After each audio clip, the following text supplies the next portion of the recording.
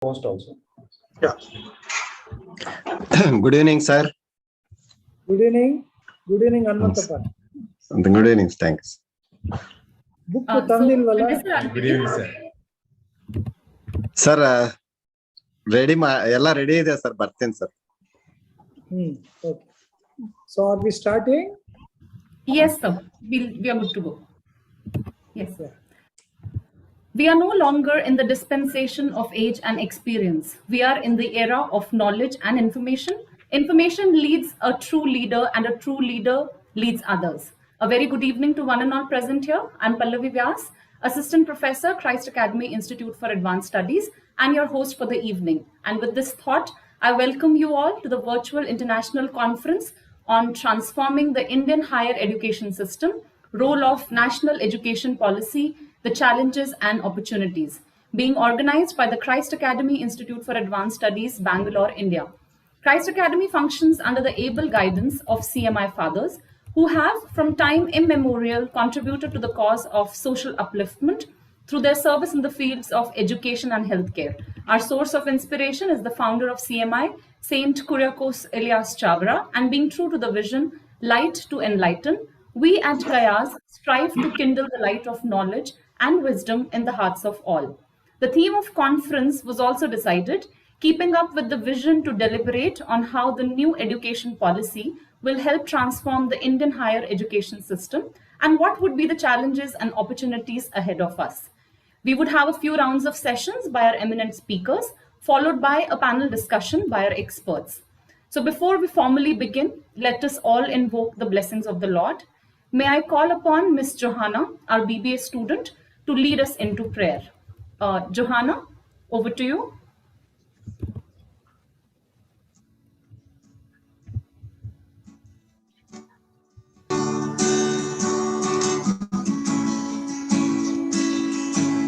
You are great, yes, you are holy one. Walked upon the sea, raised the dead. Great majesty, mighty God. Everything written about you is great. You are great, you are great, you are great, you are great, you are great, you are great, you are great, you are great, you are great, you are great. Everything written about you is great.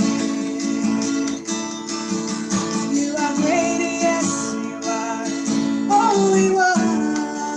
Oh, you walked upon the sea, raised the dead. Great in majesty, mighty God. Oh, everything written about you is great. You are great, you are great, you are great, you are great, you are great, you are great, God. You are great, you are great, you are great, you are great. Everything written about you is great. Everything written about you is great. Everything written about you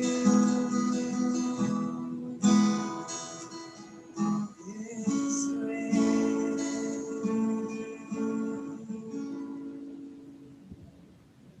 Thank you, Johanna. I would now like to invite Reverend Father Dr. Babu Paul, Principal, Christ Academy Institute for Advanced Studies, for the welcome address.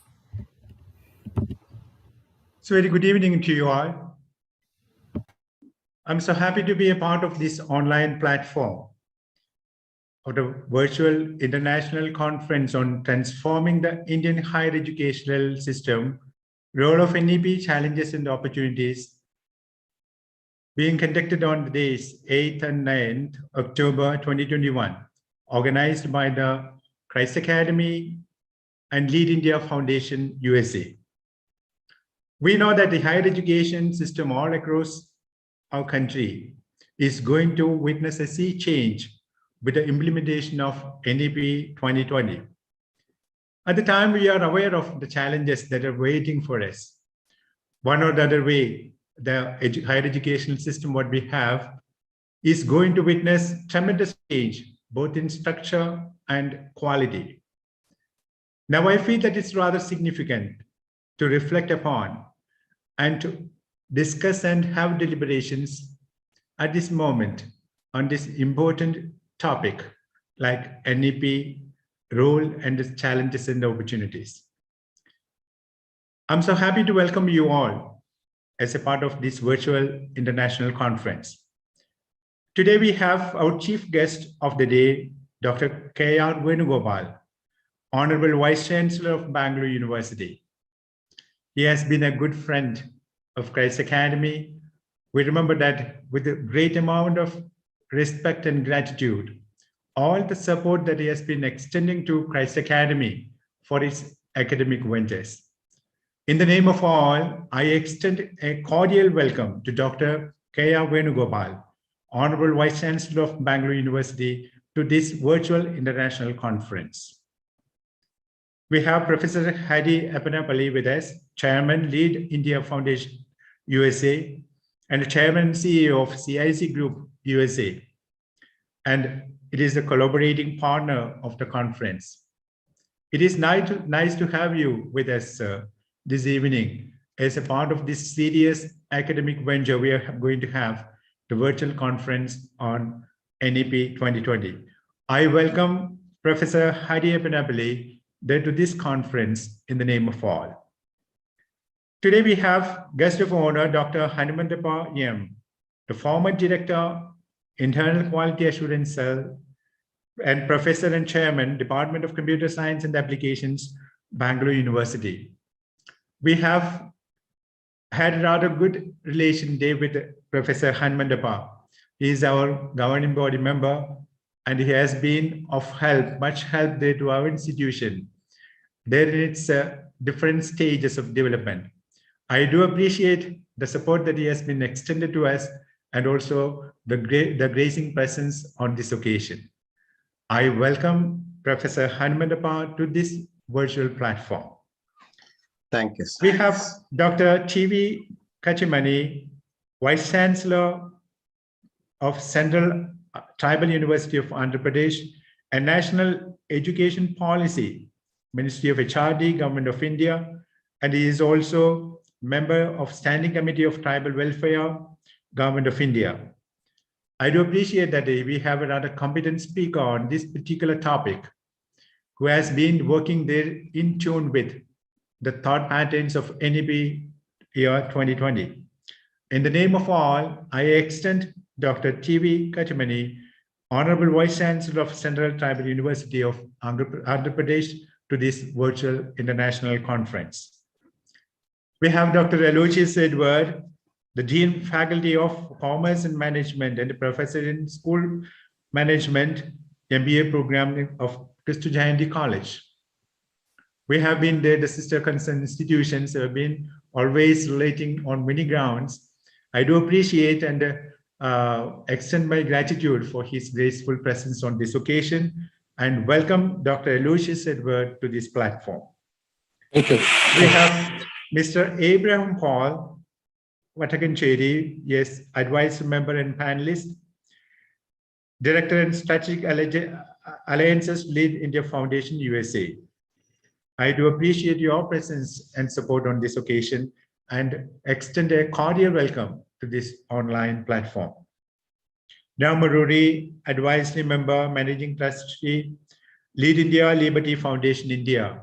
He has been a collaborator and assisting David, and we appreciate his presence on this occasion. And in the name of all, I extend Dr. Ram Maruri a cordial welcome to this online virtual conference. We have, yes, our advisory member, Dr. Ravi Ayagari, the Deputy Director of Media, IGNOU, New Delhi, India. And We appreciate your support and presence on this occasion and extend a cordial welcome to this virtual international conference. And also our own IQAC coordinator, Sri Vinay, has been there, the mastermind behind this organization of this particular event. I do appreciate the involvement what he had and also working in support of this institution for the success of this virtual conference, international conference.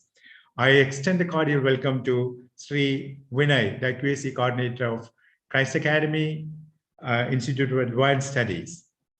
And also we have the eminent invited guests there on board and the directors, faculty members of the neighboring institutions and all across the country and overseas.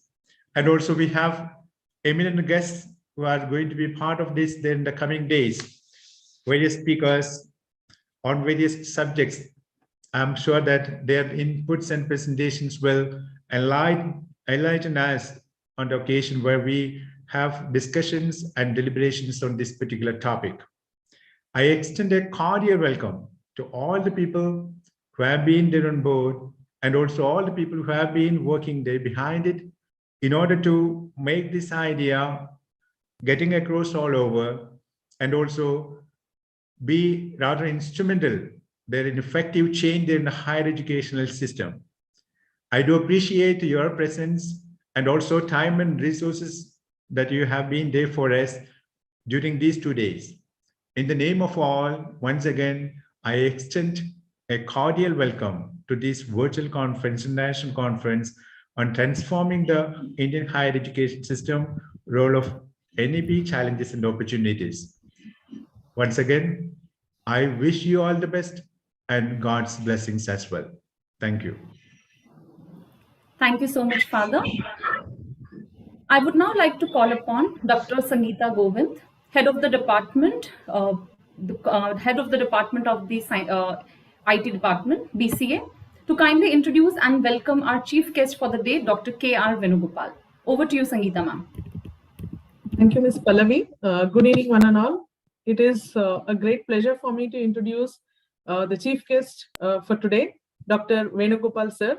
Dr. Venugopal is the Vice Chancellor of Bangalore University and served as the Principal of University Visvesvaraya College of Engineering, UVCE, for 15 years and Chairman, Department of Electronics and Communications, Computer Science Engineering and Information Science Engineering in UVCE.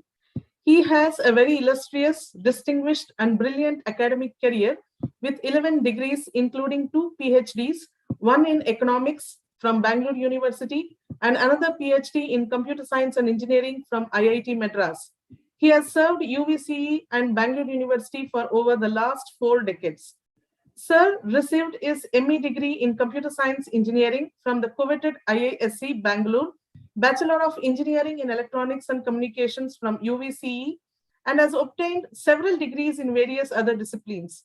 He was a postdoctoral research scholar and visiting professor at University of Southern California, USA. Dr. Venugopal sir has authored and edited 72 books in economics and computer science, which are used as references in our country and abroad, and the royalty from these books is donated to charitable educational institutions and spent on welfare of his students. He has published more than 1,000 papers in refereed international conferences and journals and is credited with 33 patents. He has established 2 engineering colleges and 2 schools in Bangalore. He has guided hundreds of students as PhD guide and for other student projects and has organized 35 international conferences and more than 800 workshops, seminars, symposiums in computer science and engineering in UVCE and Bangalore University. As a special officer, Government of Karnataka, he has successfully restructured Bangalore University into 3 universities: Bangalore University, Bengaluru Central University, and Bengaluru North University. He has been instrumental in developing UVCE into an autonomous institution with a funding of more than 100 crores. He has been an active sports person and is a recipient of over 60 awards. He has received IEEE Fellow and ACM Distinguished Educator Award from USA for his outstanding contributions to computer science and engineering and is the first professor from Bangalore University to receive this highest academic award at the university level in this country. To name a few awards to his credit, he received the Anna University National Award, Kulapati Gold and Silver Medal Awards, ISTE Fellow Award, Karnataka State Government Award for Book Writing, Uttar Pradesh State Government National Award, IEEE Best Branch Counselor Award from New York, Rotary International Vocational Excellence Award, and Cognizant Technology Solutions Best Faculty Award for the outstanding performance in academics. After assuming the charge of Vice Chancellor of Bangalore University, he has initiated several reforms in examination, academics, administration, finance, development, and infrastructure, and has developed various infrastructural capabilities at various campuses of the university and also in collaboration with NAC and various institutions. His name appears in Who's Who in the World since 1995, Who's Who in America, 2000 Scientists of 20th Century, and 5,000 Personalities of the World. He is a social worker, philanthropist, wonderful achiever, researcher, inventor, inspirer, and a very simple and pleasant personality known for his dedication, charity, commitment, honesty, and sincerity. He has been a leading beacon light and a role model for teachers and students of this world. We welcome you, sir, and are really privileged to have you with us amongst us today. Over to you, Pallavi, ma'am. Venugopal sir, the stage is yours now.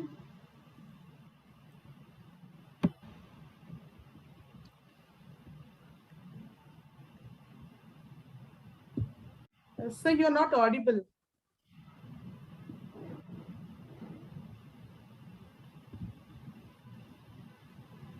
How much time do I have? Yes, sir, now you're audible. Now you're audible, sir. How much time do I have? So you have 15-20 minutes to speak, sir. You can please start, sir. Okay. Thank you. I am very happy to participate in this program conducted by the Christ University. We have with us Professor Katimani, Dr. Hari, Dr. Hanamantappa, Dr. Father Babupal, Aloysius Edward, Abraham Paul, and Sangeeta Govind, who introduced me, and all the distinguished educationists who are participating in this program, a two-day conference.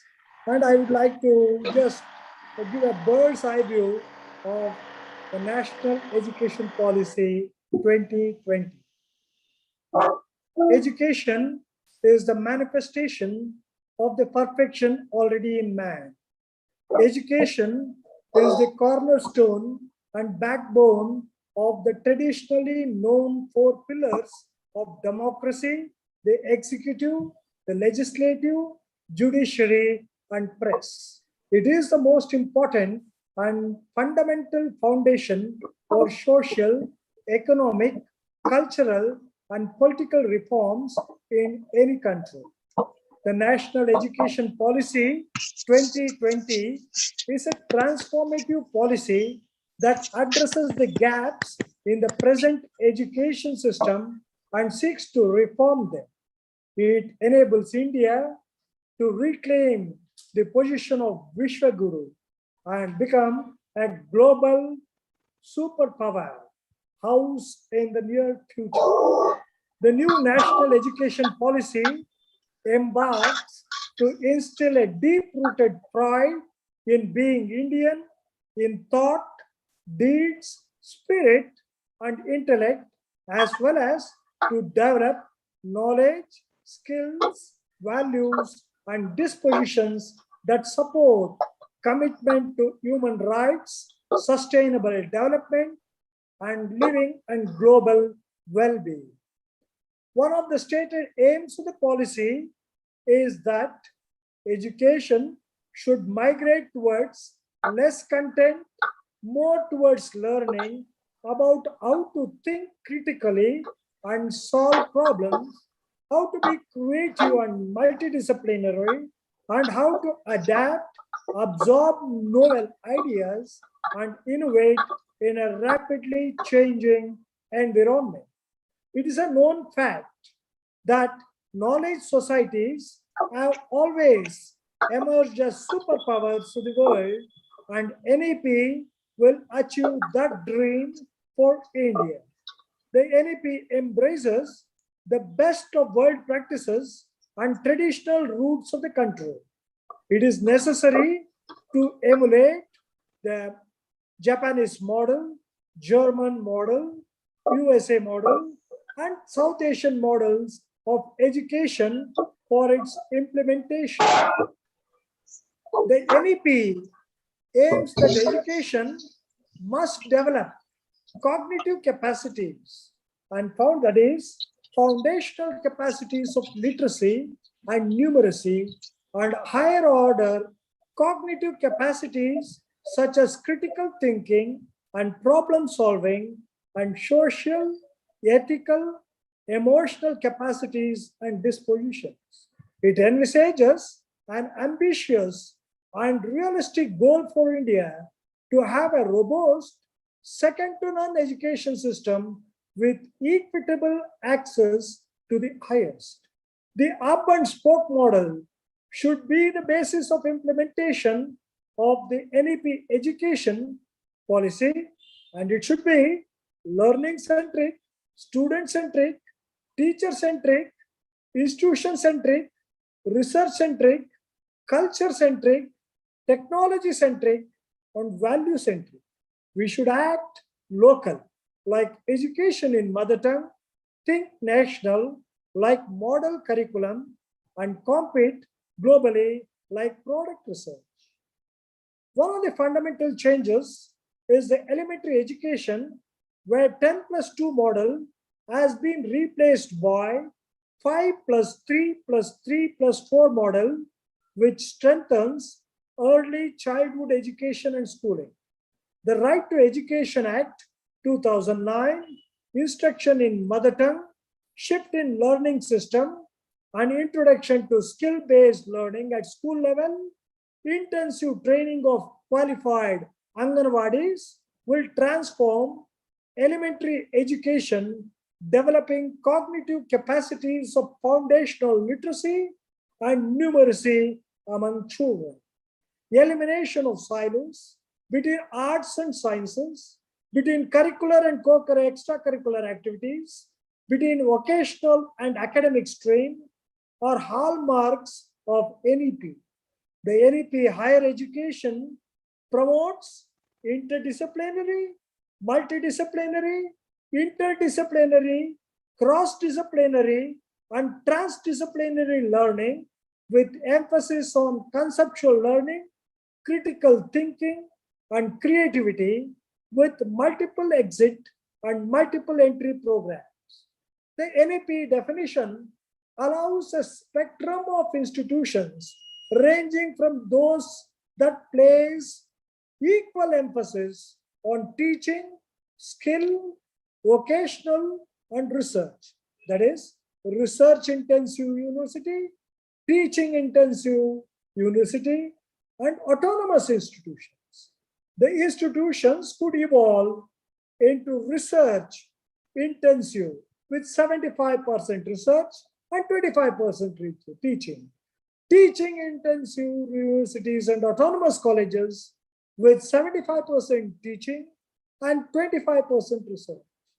Pedagogy is the most important component of education. Teaching should be 1/3 online, 1/3 of physical classes, and 1/3 of experiential learning.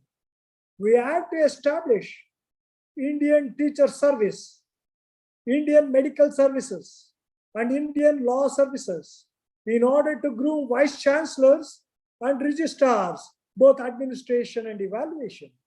Teacher academy, law academy, medical academy should be created to groom teachers in higher education, including the board of governing councils. We should inculcate lifelong learning, continuous learning, skilling, reskilling, and unskilling in teachers. The appointment of teachers should be on a war footing to ensure that universities do not face challenges in imparting education to the students. The new national education policy aims at pedagogy that must evolve to make education holistic, integrated, inquiry-driven, discovery-oriented, learning-centric, discussion-based, flexible, experimental, and enjoyable. The curriculum must include basic arts, crafts, humanities, games, sports, fitness, languages, literature, culture, and values in addition to science and mathematics to develop all aspects and capabilities of learners and make education more well-rounded, useful, and fulfilling to the learner.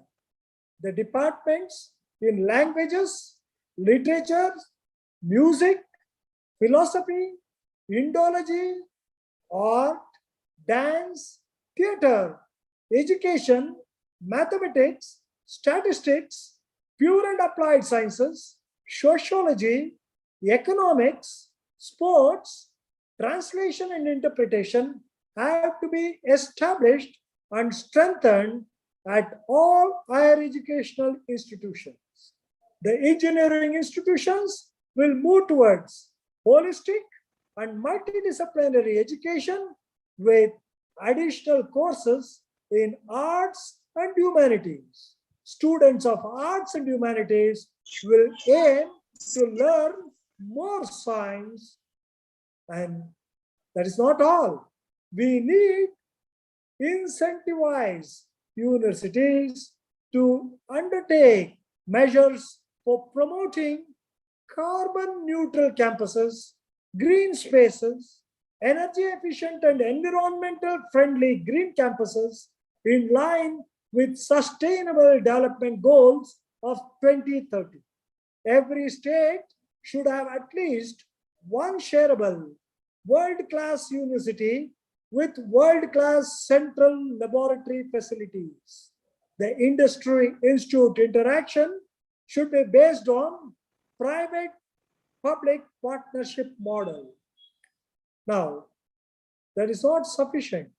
While a large number of unskilled labor-intensive jobs across the world will be replaced by machines, there is a huge demand for a skilled workforce, particularly involving computer science, data science, artificial intelligence, Internet of Things, mathematics, in addition to multidisciplinary knowledge and skills across the sciences, humanities, and social sciences. Adverse climatic changes, alarming pollution deterioration, contributed by increase in population, rapid urbanization, and industrialization worldwide has shifted the focus to meet the ever-rising demand of world energy, water, food, and sanitation, generating demand for skilled labor force, particularly in biology, chemistry, physics, agriculture, medicine, engineering, computer sciences, artificial intelligence, data science, climate science, and social science. 1 year of certificate, a 2-year diploma, a 3-year degree, and a 4-year multidisciplinary undergraduate program is a paradigm shift in the policy of higher education. Yoga and NSS, value-based education, professional ethics, universal human values, games, sports, arts, music in undergraduate education ensures physically fit, mentally sound, emotionally stable, socially responsible, and spiritually inclined education for its students. The universities can offer two types of courses: ability enhancement courses and skill enhancement courses. This will improve employability of graduates. Modern public universities for holistic and multidisciplinary education on par with IITs, IIMs called MIRUs, Multidisciplinary Education and Research University, will be set up in the coming years. The higher education institutions shall move away from high stakes examination towards continuous and comprehensive evaluation. High-performing Indian universities will be encouraged to set up campuses in other countries, while selected countries, like those from among the top 100 universities in the world, will be facilitated to operate in India. With respect to technology, personalized teaching and learning has to be implemented, which facilitates learning anytime, anywhere, anyone, any device, any amount, any language, and any media.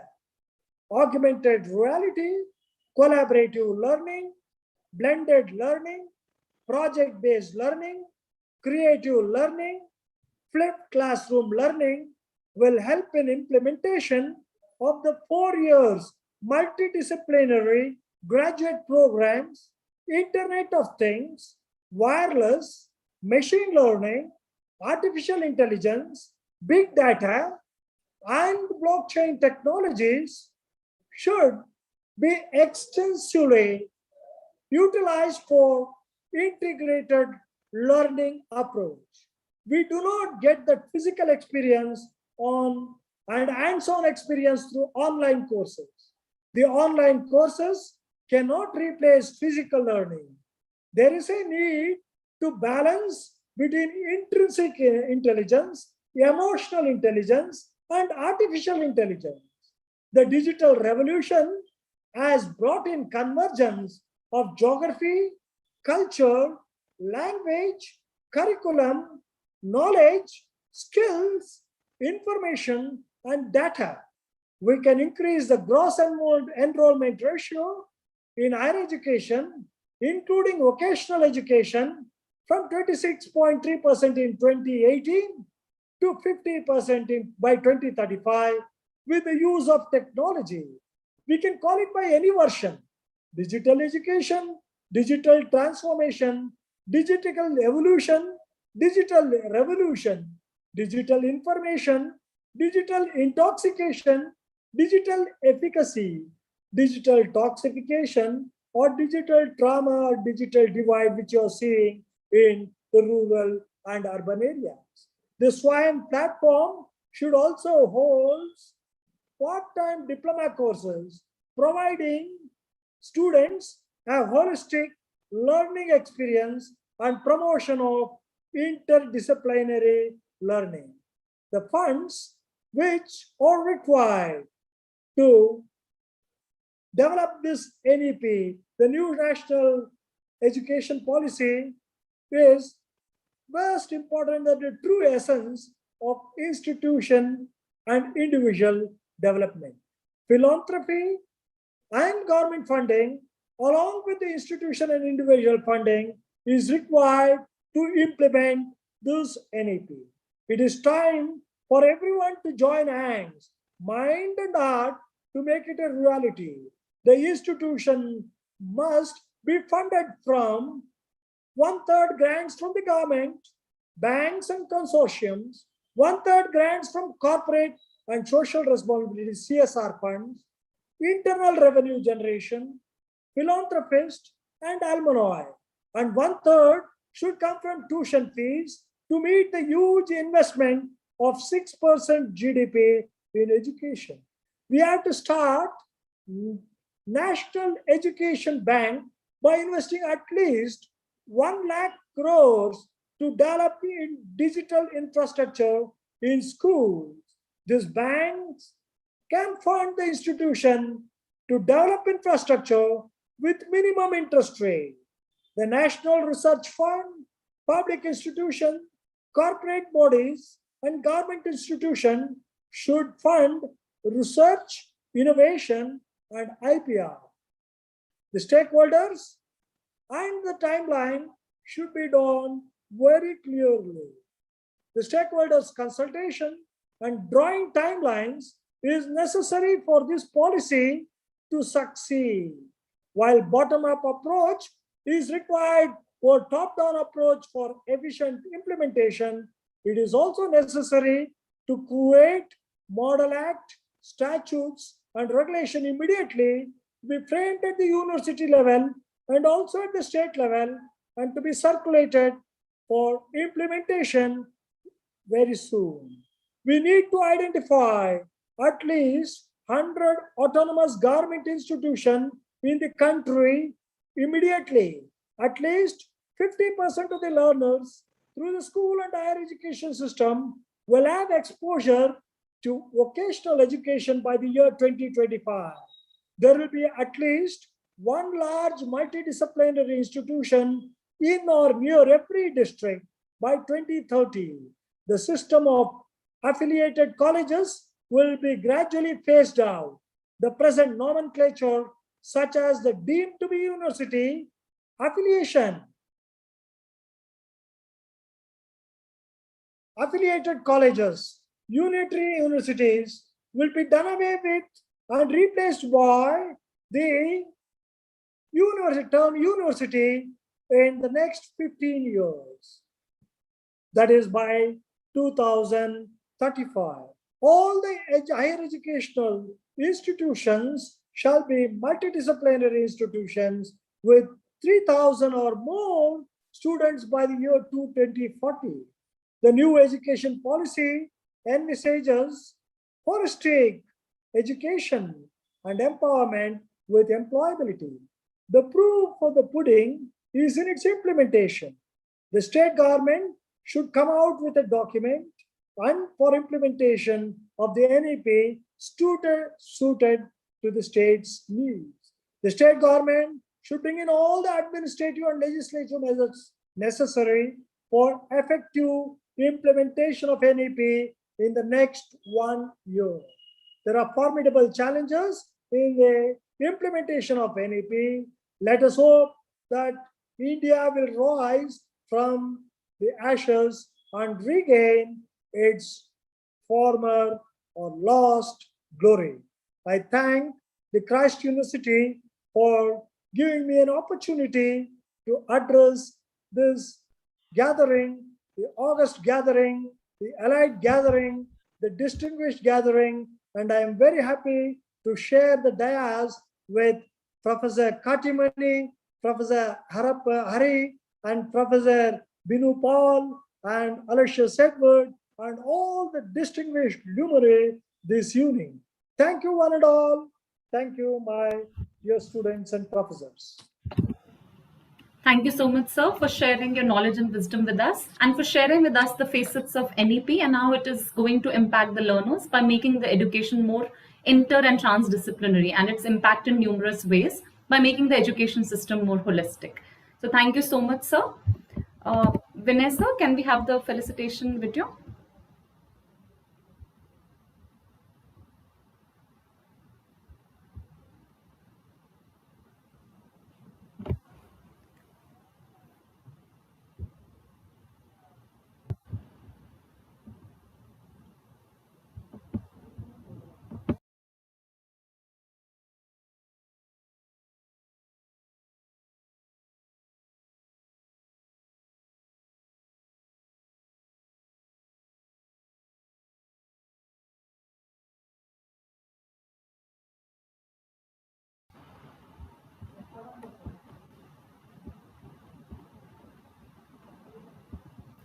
Vinay, sir, it's not audible. There seems to be, yeah.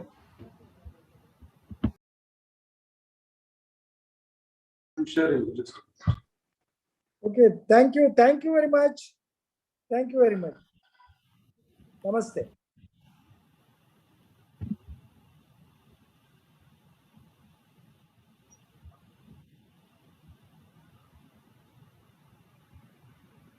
Thank you very much.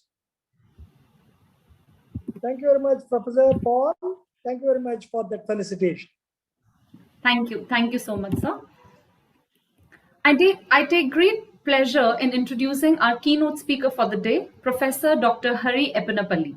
Dr. Hari Epinapalli is a financial services professional with over 30 years of experience working in different roles with major Wall Street banks, Credit Suisse, Merrill Lynch, BlackRock, and Bank of New York Mellon.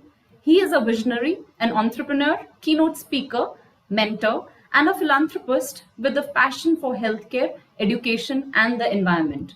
Dr. Epinapalli is an entrepreneur and investor in several disruptive technology companies and serves as chairman of the board for the CIC Group, Quibble Genomics Institute, and co-founder of the GITA Fund. He is the founding board member and vice president of Financial Policy Council, a New York-based think tank organization with a mission to collect Wall Street, Main Street, and Washington to promote entrepreneurship. He's also serving on the boards of several for-profit and not-for-profit organizations. Sir is the founding chairman of the Lead India Foundation, Lead Foundation Global, which is founded with the inspiration of Dr. APJ Abdul Kalam, the 11th President of India, with a mission to provide affordable quality healthcare, affordable quality education, and to preserve and protect the planet for future generations. Sir has been a strong advocate for Indian Americans to run for elected offices and has been campaigning for an active role in American politics. Dr. Hari Epinapalli received his BTech in Mechanical Engineering from JNTU Hyderabad, a Master's in Computer Science from New Jersey Institute of Technology, and completed an executive program in General Management from Massachusetts Institute of Technology. He is serving as the Global Ambassador and Chairman of the JNTU Hyderabad Alumni Association. We welcome you to this international conference, sir. Over to you. Yeah, thank you. Thank you so much for the graceful introduction. Could you please change the screen right now? It is not. Yes. Yes, sir. Yes, sir. Thank you. Make it on the speaker mode if you can. Sure, sir. Yeah, thank you. Thank you so much. Thank you so much. Again, good morning, good afternoon, and good evening. And Lead India greetings to all the participants from around the world, to distinguished guests, faculty, students of the Christ Academy, and eminent speakers of this two-day webinar on transforming the Indian higher education system, role of NUP, challenges and opportunities, a very timely conceived conference. And I would like to thank Dr. K.M. Vinay Kumar for inviting me to address this August gathering, and also thanks to my dear friend and colleague, Mr. Abraham Paul Vatakanchari, who is instrumental in connecting me to Christ Academy. Lead India greetings to also my fellow speakers, Dr. K.R. Venugopal, the Vice Chancellor of Bangalore University, today's guest of honor, Dr. Hanumantappa, our keynote speakers, my dear friend, Dr. T.V. Kattimani, and also Dr. Aloysius Edward. And for the day two, we also have a distinguished speakers, one of my close friend, Professor Maurits van Rooyen from UK, and Dr. Sabita Bidasi from United States, Professor Ranga Janardhana and Professor A. Govardhan from JNTU Hyderabad, and also another dear friend of mine, Dr. Shiv Prakash from IISc Bangalore. Welcome to all of you, and it's an honor and privilege to be along with these distinguished speakers from all over the world. Friends, the COVID-19 pandemic continued to impact lives of millions of people around the world and impacted the global healthcare, education, economy, and employment due to restricted mobility. UNESCO estimated that over 1.5 billion students in 165 countries are impacted due to COVID-19. Especially youth are undergoing a lot of stress and losing hope, since finding jobs has been difficult for those who graduated also. In this context, Lead India Foundation is a brainchild of 11th President of India, Dr. APJ Abdul Kalam's Vision 2020, organized several webinars in this time of pandemic to promote the youth to be very confident about their future, and this cloud will pass. And the Lead India Foundation is founded with a mission to provide affordable quality healthcare, affordable quality education, and preserve and protect the planet for future generations, and also to develop spiritual families to establish peace and harmony. After orbiting around the sun, our beloved People's President Dr. APJ Abdul Kalam left this planet on July 27, 2015, while addressing the IIM Shillong students in the topic of creating a livable planet Earth. And Lead India Foundation is devoted to promoting our People's President Bharat Ratna APJ Abdul Kalam's vision and mission globally by collaborating with institutions like Christ Academy and synergistic organizations. On October 15th this year, we are celebrating Dr. Abdul Kalam's 90th birth anniversary. As you all know, the COVID second wave impacted India in a deadly way and devastated big cities like Delhi, Mumbai, Lucknow, Pune, and Bangalore also. So hospitals and crematoriums have run out of space. Pandemic has now firmly gripped some smaller cities as well. Fortunately, the third wave projected is not impacting as much as the second wave. In spite of that, in today's numbers, I'm just looking at the internet, the USA crossed over 45 million people infected with COVID, and closely India is trailing behind with 33 million people and about 450,000 people deceased because of the COVID-19. And it is projected that the COVID-19 will impact the economy by $82 trillion in the next 5 years. And 2 out of every 5 jobs lost may not come back. That's where I would like to focus today, how the new education policy should enable these people to upskill, reskill, so that they can find suitable employment. And COVID-19 will hit hard cities of the developing countries. It will reduce the liquidity in the marketplace. That will increase the borrowing costs. And on a positive side, it is a boon for virtual reality and healthier digital lifestyles and an opportunity for innovation that will increase the e-commerce and online shopping, which will result in stronger domestic supply chains, a rise in virtual online education, and rise in use of telemedicine. And some of these are positive things. But most importantly, I would like to bring the context of where the world is today. I would like to set this context so that the new education policy can focus on transforming the world. As you all know, the United Nations was set up on October 24th, 1945, and just celebrated its 75th anniversary last year.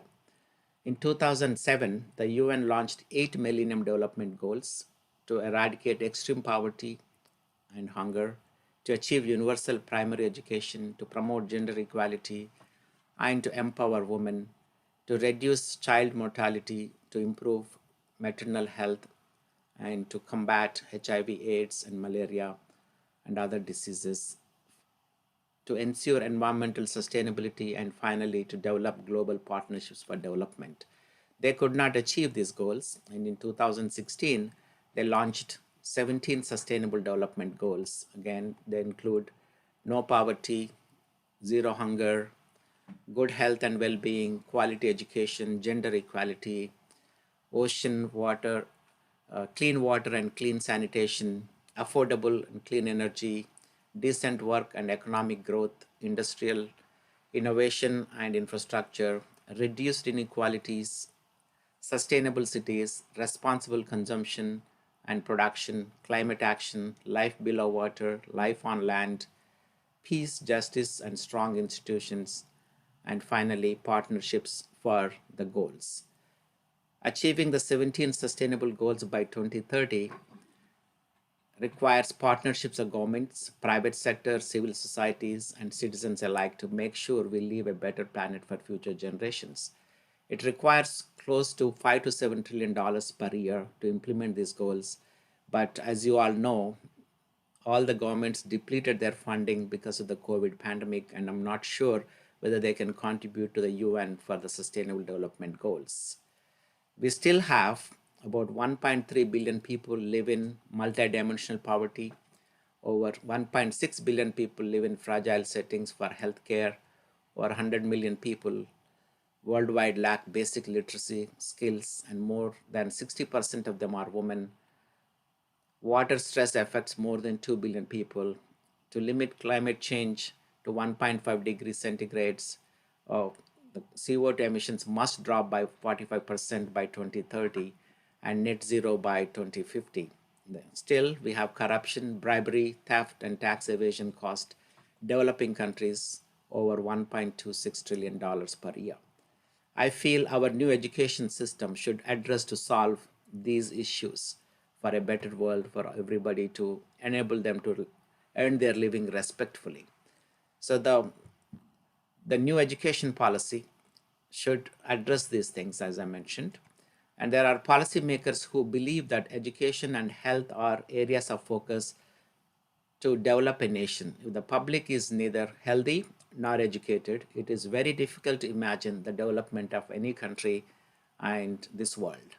Keeping this in mind, Government of India announced the new education policy in 2020, very timely announcement that will take into consideration the role of governance in administration, implementing a reverse feedback mechanism, revisit the platforms between the knowledge seekers and the teachers. A deep dive into how to teach is an investment that needs to be made. Financing the new education policy through PPP model, leveraging digital tools in developing sustainable education across India, issue of employability, addressing skills and social skills. And in order to survive in this world, they all need to have life skills. Finally, building entrepreneur skills. Our chief guest today highlighted some of the important items in the new education policy. I will defer that so that there is no duplication here. The three things that are must to win the new education policy must include three important aspects: incorporating processes to be in sync with the global trends, effective skill training to boost employability, effective implementation of technology to improve teaching learning processes. On the 11th of June 2021, UGC authorized higher education institutions entitled to start full-fledged online programs without prior approval. Especially in Karnataka state, UGC approved the following 4 universities: Kuvempu University, Jain University, University of Mysore, and Yonpoya University. As you know, the pandemic has created an opportunity and undeniable challenge. This may require partnerships between institutions of developed and developing countries to share knowledge and resources to kickstart the economy, that requires skilling, reskilling, and upskilling to generate employment to meet the industry requirements through the blended learning model at scale, delivering through online delivery platforms. It is an important opportunity for offering new courses by creating digital content that can address the life skills and build employable and entrepreneur skills. Today's world needs the Industry 4.0 technologies, and I'm going to focus on some of my favorites today. That includes artificial intelligence, blockchain technology, genetic testing, 5G technology, augmented and virtual reality, cyber security, autonomous and electric vehicles, and finally, smart cities. India has launched about 99 smart cities. Some of them are greenfield and some of them are retrofitted. Again, coming into the artificial intelligence, you have use case in every industry. Technology advancements allow ML and AI to be applied to more business problems. Many of those technology advancements embodied in open source software. So it's close to over 200 billion market right now. So there's a lot of opportunities for Christ Academy to offer in this area. And you already see a lot of usage of artificial intelligence in banking systems and financial services to do biometric workflow compliance automation, chatbots, personalized communication, and streamlining processes. low value processes to be handled by AI and RPA. Coming into the blockchain technology, it's going to simplify the transactions and reduces the fraud, increases the speed, and frees up capital, and it will build stronger relations. So blockchain definitely will do what the internet did to the financial systems globally. Blockchain is a decentralized ledger of all transactions across peer-to-peer networks. Using this technology, participants can confirm transactions without the need for central certifying authority. Potential applications include fund transfers, settling trades, voting, and many other use cases you have. And coming into the genetic testing, which is very badly needed in today's world to bring the cost of the healthcare systems and make it more preventive healthcare. So the genetic testing, the DNA editing, which received Nobel Prize last year for gene editing technology called CRISPR-Cas9. So genetic testing can help to diagnose your diseases, pinpoint genetic factors that caused your diseases, predict how severe your disease might be, choose to the best medicine and correct dosage, discover genetic factors that increase your disease risk, find genetic factors that could be passed to your children, screen newborns for certain treatable conditions. Again, this is very upcoming area, and a lot of skilling is needed to train people in this space, and so institutions can consider to offer such courses as well. The next major revolution is the 5G broadband technology.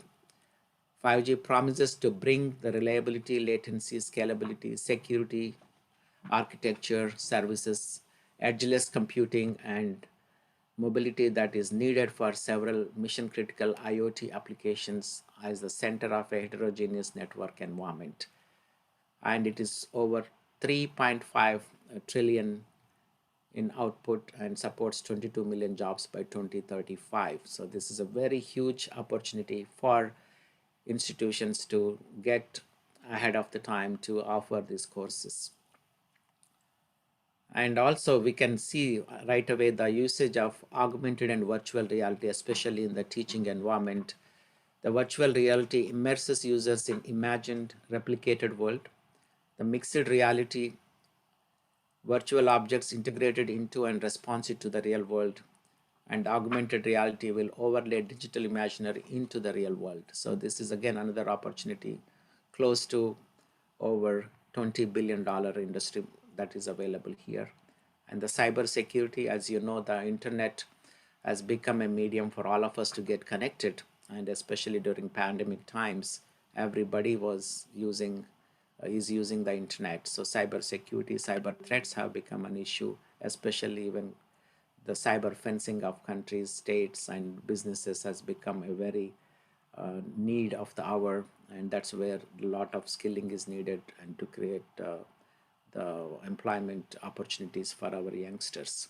Finally, the pollution, as you rightly know, the pandemic exposed that lack of transportation really cleared the environment and made it very safe.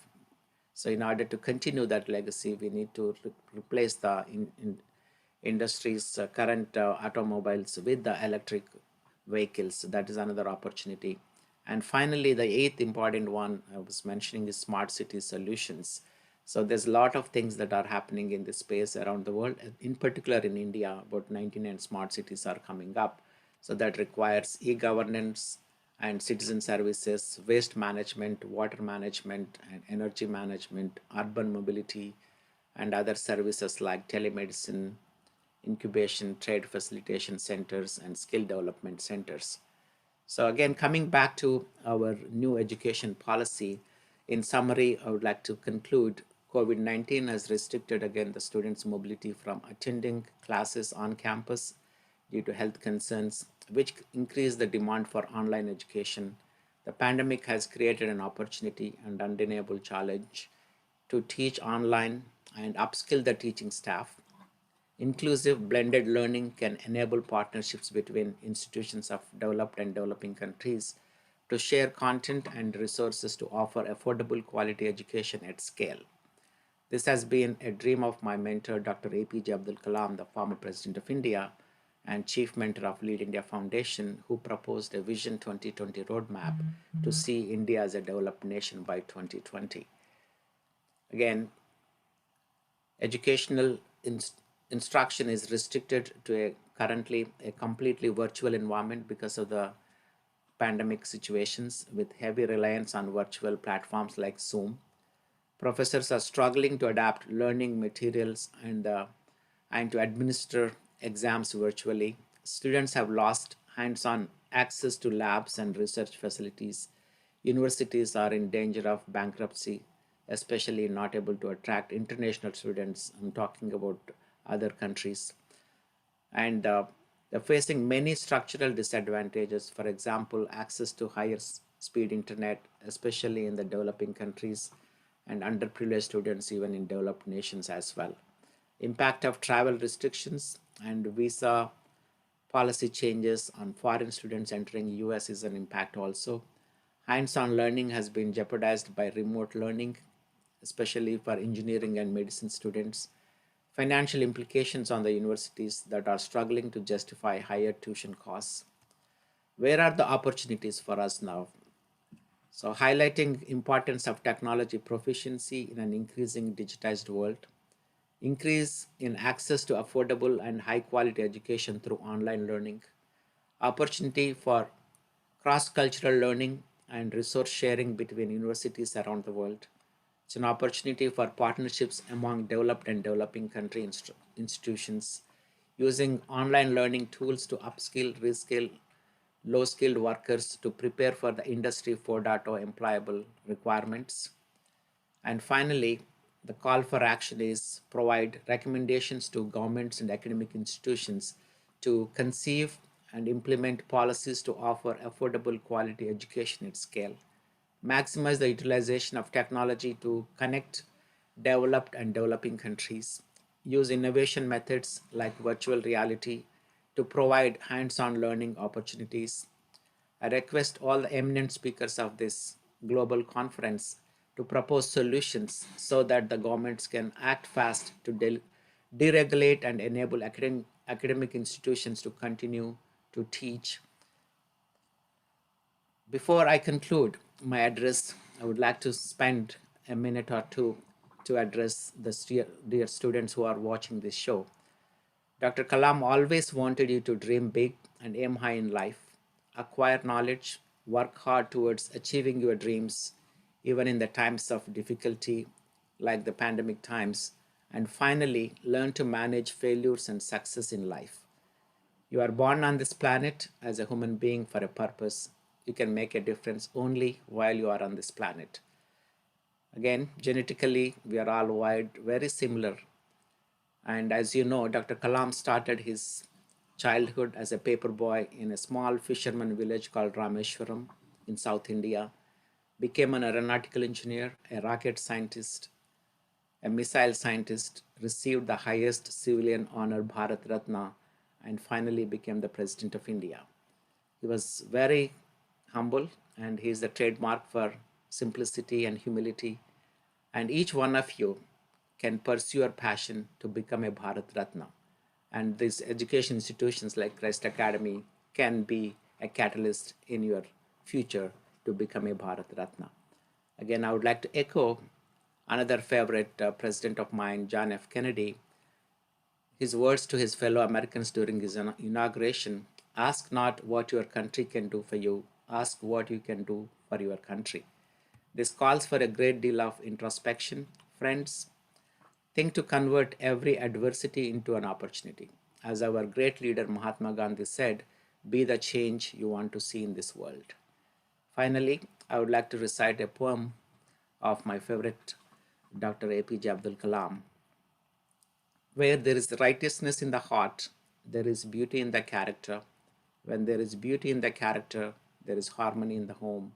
When there is harmony in the home, there is order in the nation. When there is order in the nation, there is peace in the world. Peace comes from harmony, and harmony comes from the beauty of character. Let's focus on building the character of our youth to bring peace into this world. May Dr. Kalam's spirit guide you in realizing your dreams, my dear friends.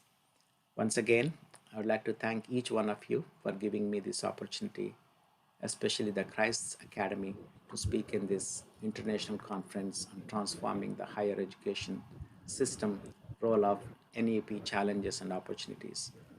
Thank you so much. I would like to thank my fellow speakers who are here today for giving me this opportunity as well.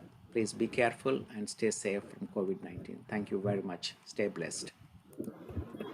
Thank you so much, sir, for sharing such beautiful thoughts with us and for broadening our knowledge on sustainable development goals, quality education, clean water, clean energy, and the like, and the need for NEP to take into consideration the role of governance in revisiting the learning platform, and also for enlightening and motivating the students as well.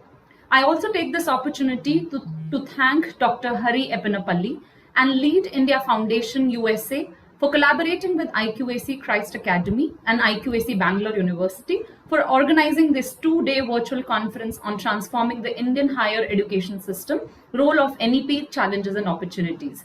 And we hope that we would have more such occasions for more such collaborative learning in the near future as well. Thank you so much, sir. Thank you. Thank you very much. Thank you, sir. Vinay, can we have the video played, please?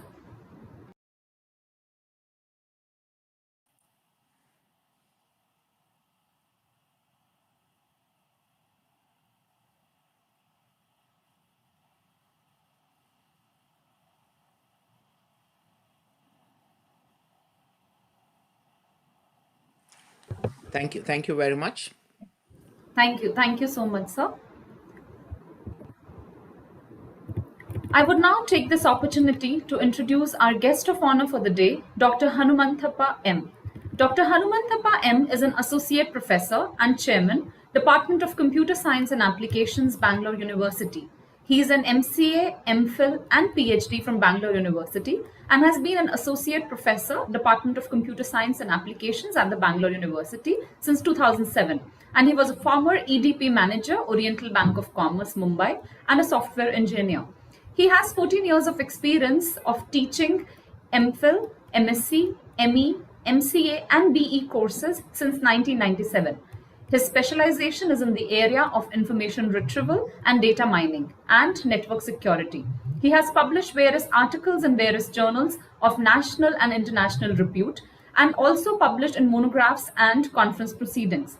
He has won a prize for the best paper presentation at the NCSE at the MSRIT Bangalore 2008 and is listed in the directory of Marquis Who's Who in Science and Engineering, New York, 2010-2011. He is also the recipient of National Merit Scholarship 1992 and has also been an expert committee member at various institutions and has to his credit an administrative experience of organizing and instituting various conferences and courses in the Bangalore University. He is also a member of Swadeshi Vigyan Andolan, Karnataka, SWAC, and member of Institution of Electrical and Electronics Engineers, IEEE USA. We welcome you, sir. The stage is yours now. Thank you, madam. Thank you. Am I audible? Yes, Am I sir. Sir, audible? you're audible, sir. Ah. Yes, sir. Yes, sir. Can I share the screen I have? Sure, sir. I'll make you the host. You can share. Yeah, it's Yes, sir. It's visible. visible. Thank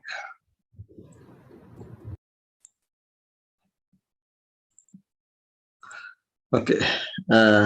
Respected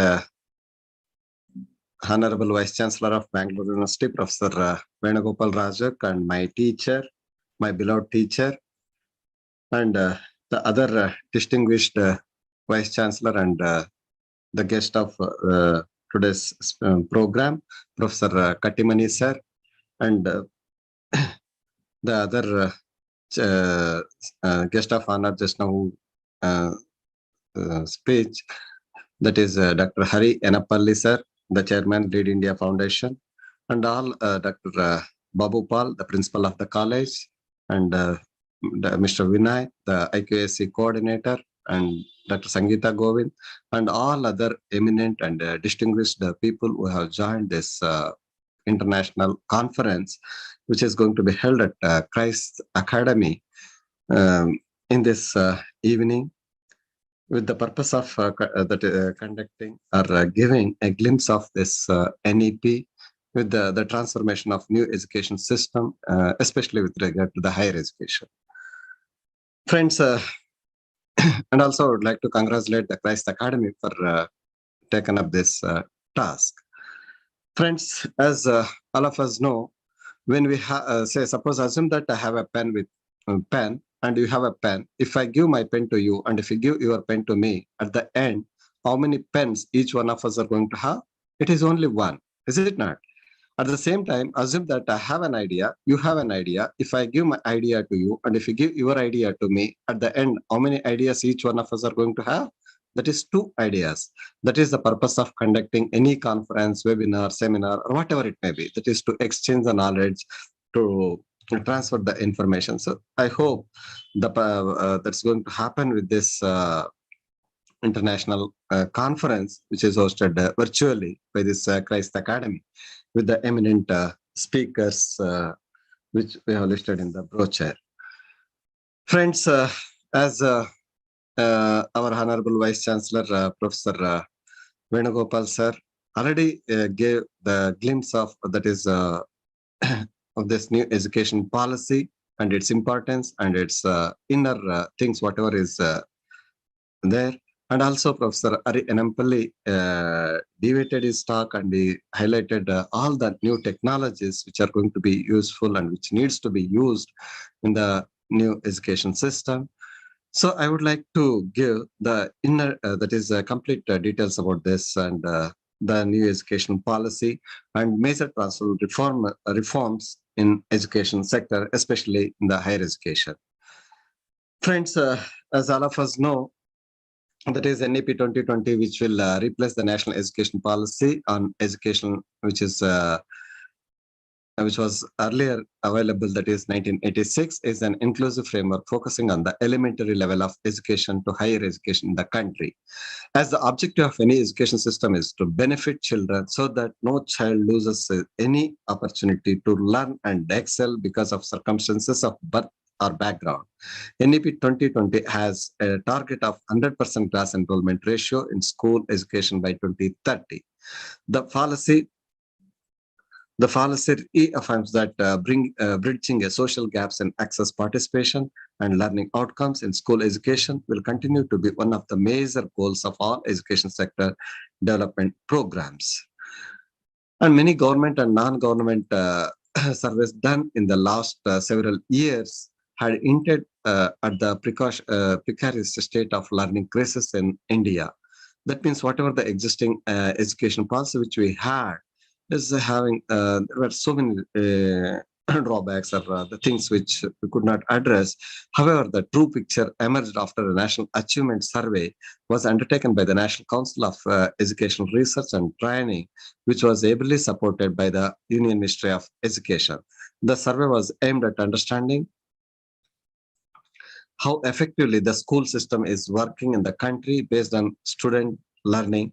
It was conducted across the country on November 13, 2017 for class 3rd to 8th in government and non-government aided schools. It was by far the largest assessment survey conducted in the country and is also one of the largest conducted in the world. The findings stated that it was to surprise that students across 12 states scored significantly below the national average in mathematics ability. And National Assessment Survey identifies learning as big challenge facing Indian education. The next few years are critical as India could lose 10 crore or more students because of learning losses and lead to illiteracy unless proper action is not taken soon. Union Ministry of Education, that is the Union Ministry of Education, Mr. Ramesh Pokhriyal said that the fundamental principles of NEP is to accord highest priority to achieving fundamental literacy and numeracy by all students by grade 3, which the government is committed to achieving by 2025. So with this intention, with this background, the a new education policy is started. So if you consider this evaluation of education policy in our country, in the beginning, that is University Education Commission was established 1948 and 49. The Secondary Education Commission 1952 to 53, Education Commission 1964 to 66 under the Dr. B.S. Kothari, and National Policy on Education 1968. For this 1968 national policy, education policy, there was a 42nd constitutional amendment in 1976, that is the education in concurrent list, and national policy on education NPE in 1986, that was which is existing right now. NPE 1986 modified in 1992, program of action in 1992. So the latest Dr. K. Kasturirangan committee report, that is which is 31st May 2019. So in this, the major reforms in higher education system, as our Honorable Vice Chancellor already explained. So here the major reforms which are going to be considered are, the first thing is 50% gross enrollment ratio by 2035 needs to be achieved, and holistic and multidisciplinary education, flexibility of subjects, so, and also multiple entry and multiple exit. So suppose if you consider this flexibility of subjects, say the premier institutes like Indian Institute of Science or the Indian Institute of Technology or National Institute of Technologies. So they are meant for only to teach the engineering subjects. Whereas suppose if a student who is studying at IIT wants to learn history or geography or some other subject, there is no provision at present. So in this new education policy, all those things are possible. And also, whatever the program we have, a UG program we have, that is 3 years, now it's going to be 3 or 4 years. And also the PG program is also going to be 1 or 2 years, integrated 5-year bachelor's and master degree, and MPhil program, whatever we had, it's going to be discontinued. And also there is a facility, that is credit transfer and academic bank of credits. Normally the academic bank of credits needs to be maintained by any university, and there is very much possibility of credit transfer. The higher education institutes are going to be classified, or it's going to be reframed into the various categories. Either it may be the research intensive institutes and teaching intensive universities and autonomous degree granting colleges. Autonomous and degree granting colleges. So that means the universities are going to be either only research oriented, teaching intensive, and the degree granting colleges. And also there is a possibility of establishing model multidisciplinary education and research university, that is MURU. And it's going to be in near every district, so that the students can do whatever the courses, whatever the credits, whatever the thing which they want. And also in the major reforms which can be considered in higher education is graded autonomy, that is academic, administrative, and financial autonomy is going to be available for all the higher education institutes, phasing out affiliation system in 15 years. That means whatever the affiliating university and all those things are going to be phased out, and national mission on mentoring, and independent board of governors, single regularity for higher education, excluding legal and medical. That means apart from this legal and medical education, there will be only one single regulator for all these higher education institutes. Online self-disclosure based on transparent system for approvals in place of inspections. I mean to say that whatever the local inquiry committee and all those inspections which are going to be phased out, and it's going to be this one, and it's only as online self-disclosure based transparent system is going to be available for the approvals, and common norms for public and private higher education institutes. At present, we have different norms for the public, that is government, as well as the private institutes. And in future, it's going to be a common norms. And private philanthropic partnership is going to be available, fee fixation within broad regulatory framework, public investment in higher education sector to reach 6% of GDP at the earliest. And also, if you consider this other reforms, there will be a National Research Foundation is going to be established. That means to do a multidisciplinary research, internationalization of education. I mean to say that the foreign universities are also going to be established in India, in our country, and integration of vocational teacher and professional education. Setting up of new quality higher education has been made easier. So suppose in case in future, if one needs to establish an higher education institutes of quality, this one it's going to be easy.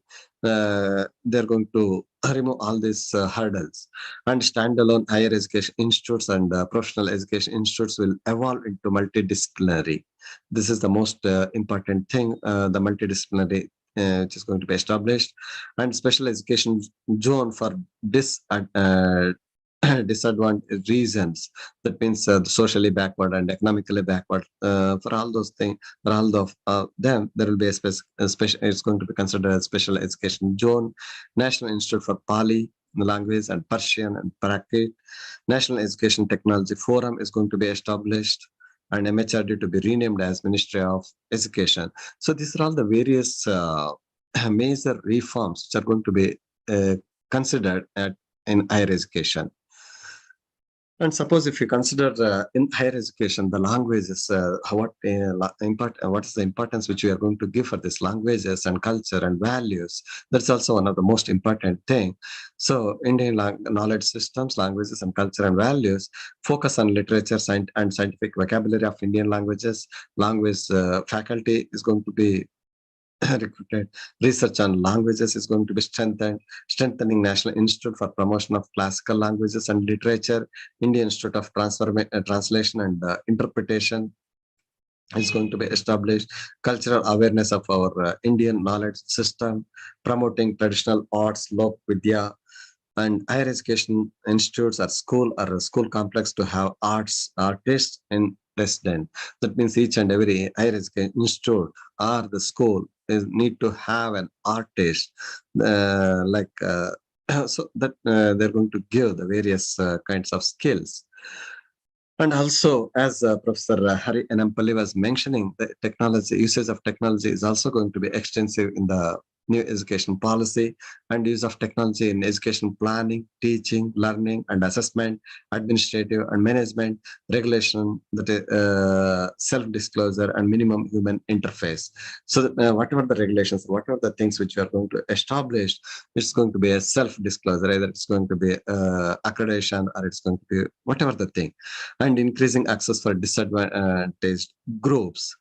Divyang-friendly education software, e-content in regional languages, virtual labs, National Education Technology Forum is, as already I said, digitally equipping schools, teachers, and students. And if you consider the school education, it's also going to be universalization of early childhood care education, National Mission on Foundational Literacy and Numeracy, and is whatever the present structure we have 10 plus 2 is going to be reframed into 5+3+3+4 curriculum and pedagogical structure, curriculum to integrate 21st century skills, mathematical thinking and scientific temper, no rigid separation between arts, sciences, between curricular and extracurricular activities, between vocational and academic streams, education of gifted children, gender inclusion fund, and KGBVs up to grade 12, and reduction in curriculum to core concepts, vocational integration from class 6 onwards. That means even the class 6 onwards, there will be in a year there will be a 10 days bagless school working days like that. So where they're going to give vocational training. And if you consider this school education, again, new, that is a national curriculum framework for ECE, school, teachers, and adult education, and board exam will be low stakes based on knowledge, application. It's the importance of the examination is going to be reduced, medium of instruction till at least grade 5, and preferably till grade 8, and beyond in home languages, mother tongue, and regional languages. That means the mother tongue is the teaching in mother tongue is going to be compulsory up to grade 5. But whereas this is also going to have some drawbacks. Suppose if you consider the various state we have, it's a heterogeneous and there are various languages. I hope with some time, after some time, all these things are going to be overcome. And 360-degree holistic progress card of child. All these days, the child is going to be assessed only by the teachers. Here onward, the child is going to be assessed by himself and his friends and all this. It's a holistic, 360-degree holistic progress. And tracking student progress for achieving learning outcomes. National Assessment Center, that is PRAC, that is performance analysis, review, and knowledge holistic development. NTA to offer common entrance exam for admission of to HEIs, that is higher education institutes. There will be a common national talent testing agency is going to offer common entrance exam for admissions to all the higher education institutes in our country. National professional standards for teachers, book promotion policy and digital libraries, transparent online self-disclosure, public oversight and accountability. So if you can, these are the major changes with respect to the higher education, as well as when it comes to the languages, and also when it comes to this school education. And the other details are already given by our Honorable Vice Chancellor, Professor Venugopal sir. And if you consider the overall outcomes of NEP 2020, that is universalization from, and that is ECCE to secondary education by 2030, aligning with the SDG 4.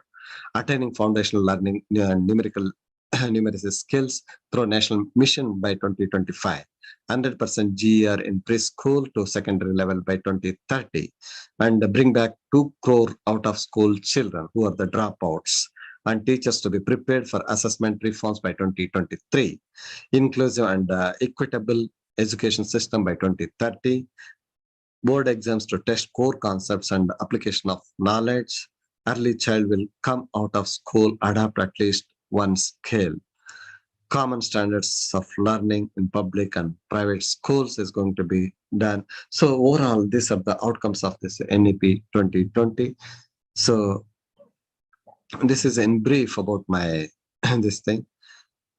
Whatever that, and I would like to thank the Christ Academy for giving me this opportunity to be a part of this international conference and this evening, along with the eminent speakers and distinguished guests.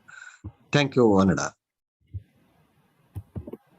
Thank you so much, sir, for sharing your thoughts with us and for enlightening us about NEP and the outcomes of NEP 2020.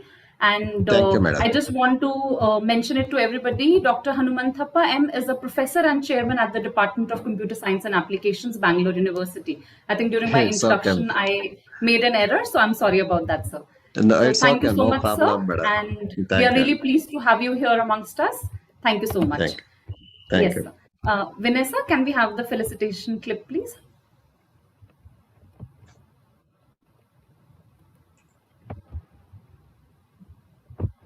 Sir, you can stop sharing your PPT.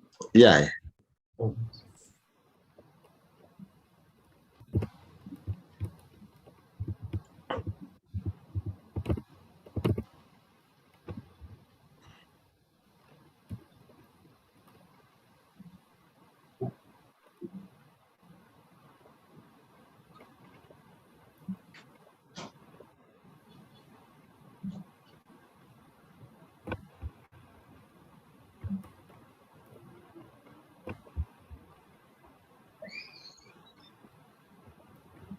Vanessa, the clip didn't play.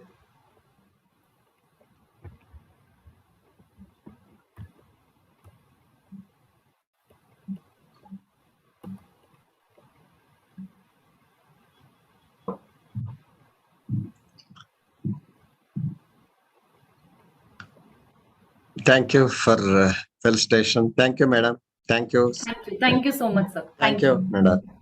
Thank you, Vanessa. I would now like to welcome our first speaker for the day, Dr. T.V. Kattimani. Dr. Kattimani is a PhD and MA in Hindi and has been into the teaching profession for more than 4 decades. He is a Vice Chancellor at Central Tribal University of Andhra Pradesh and has been a president, Board of Governors, GB Pant Social Science Institute, Prayagraj, UP, and a former Vice Chancellor at Indira Gandhi National Tribal University, and has been associated with various other institutes in the past, holding several key positions. He has to his credit national level publications like Swachh Bharat, Ek Kadam Swachhta Ki Or, Make in India, Viksit Bharat Ki Or Badhte Kadam, and more. He has to his credit 11 awards, and to name a few of them, he has won the Sohard Award 2018, Vagdhara Navratna Award 2018, Karnataka Rajya Utsav Award 2016, GP Raj Ratnam Literature Promotion Award, and various other awards as well. He is a member of the National Education Policy, Ministry of HRD, Government of India, an expert member, Equip, Ministry of HRD, Government of India, and a member of Standing Committee for Tribal Welfare, MOTA, Government of India, and has visited various countries for signing MOUs with international universities along with the Honorable President of India. He is also a member of the Advisory Council of various national and state level universities and has to his credit association with more than 30 plus institutions. He has published various books and research papers and has guided and awarded PhDs to various scholars. We welcome you, sir. The stage is yours now. Thank you, Professor Pallavi. Thank you. Good evening, good afternoon, and good morning to all. I extend my heartfelt thanks to Christ Academy Institute for Advanced Studies, Bangalore, to invite me. Professor Venugopalji, Honorable Vice Chancellor, Bangalore University. Professor Hari Eppanapalli, a great scholar and my good friend. Professor Hanmantappa, Vice Chancellor of the Academy, Director of the Academy, teachers, research scholars, and friends. It's my privilege to talk about transforming the India higher education system, role of NEP, challenges and opportunities. Yes, there are challenges in implementation. The major challenge is mindset of educators. What is that mindset? Why educators we are facing challenge? Because the education system, the courses, the textbooks, the classroom discussions, the libraries, our dissertations, our MPhils and our PhDs, are they addressing the present society? Are they addressing the challenges of our today? Or we are focusing the challenges and opportunities of tomorrow? Certainly no. So then what to do? We teachers, we have to update ourselves. I used to tell everywhere, my greatest strengths are, I studied from first standard to completion of BA in my mother tongue Kannada. This is my biggest strength. And I have experience of agriculture, horticulture, animal husbandry. I can, and not only me, many of us, crores of people, we have such experience. NEP talks about the strengths of the teachers as well as the students.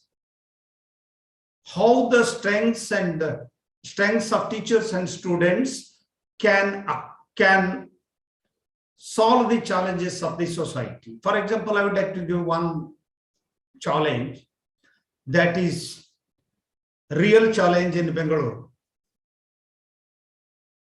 Drinking water and sanitation.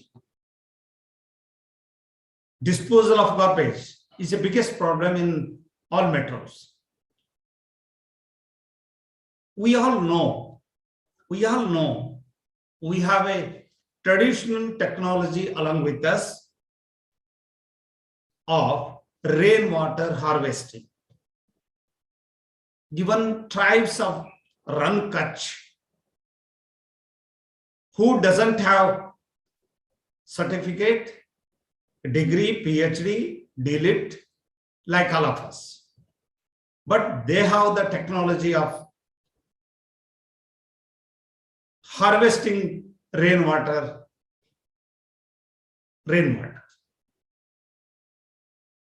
This indigenous technology, which has been developed by tribes of Rann Kutch, tribes of northeastern states, can save Bengaluru, can save Delhi, can save Chennai, can save Mumbai.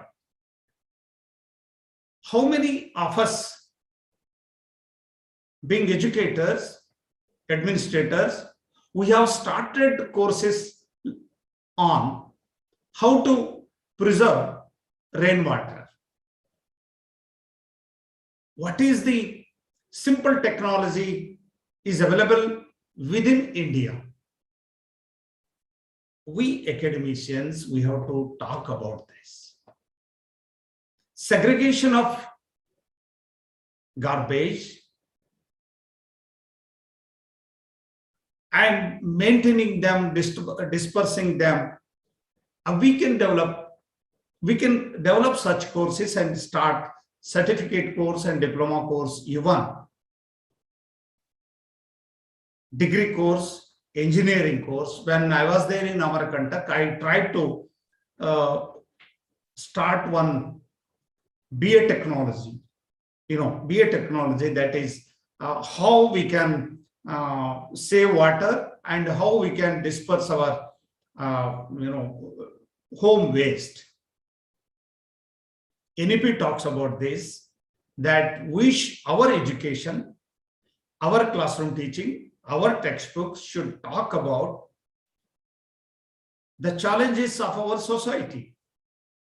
Actually, society means the challenges faced by my home, the challenges faced by Christ Academy Institute, how we are dispersing our garbage, waste of our institute, how we are segregating, how we are maintaining, these are the things.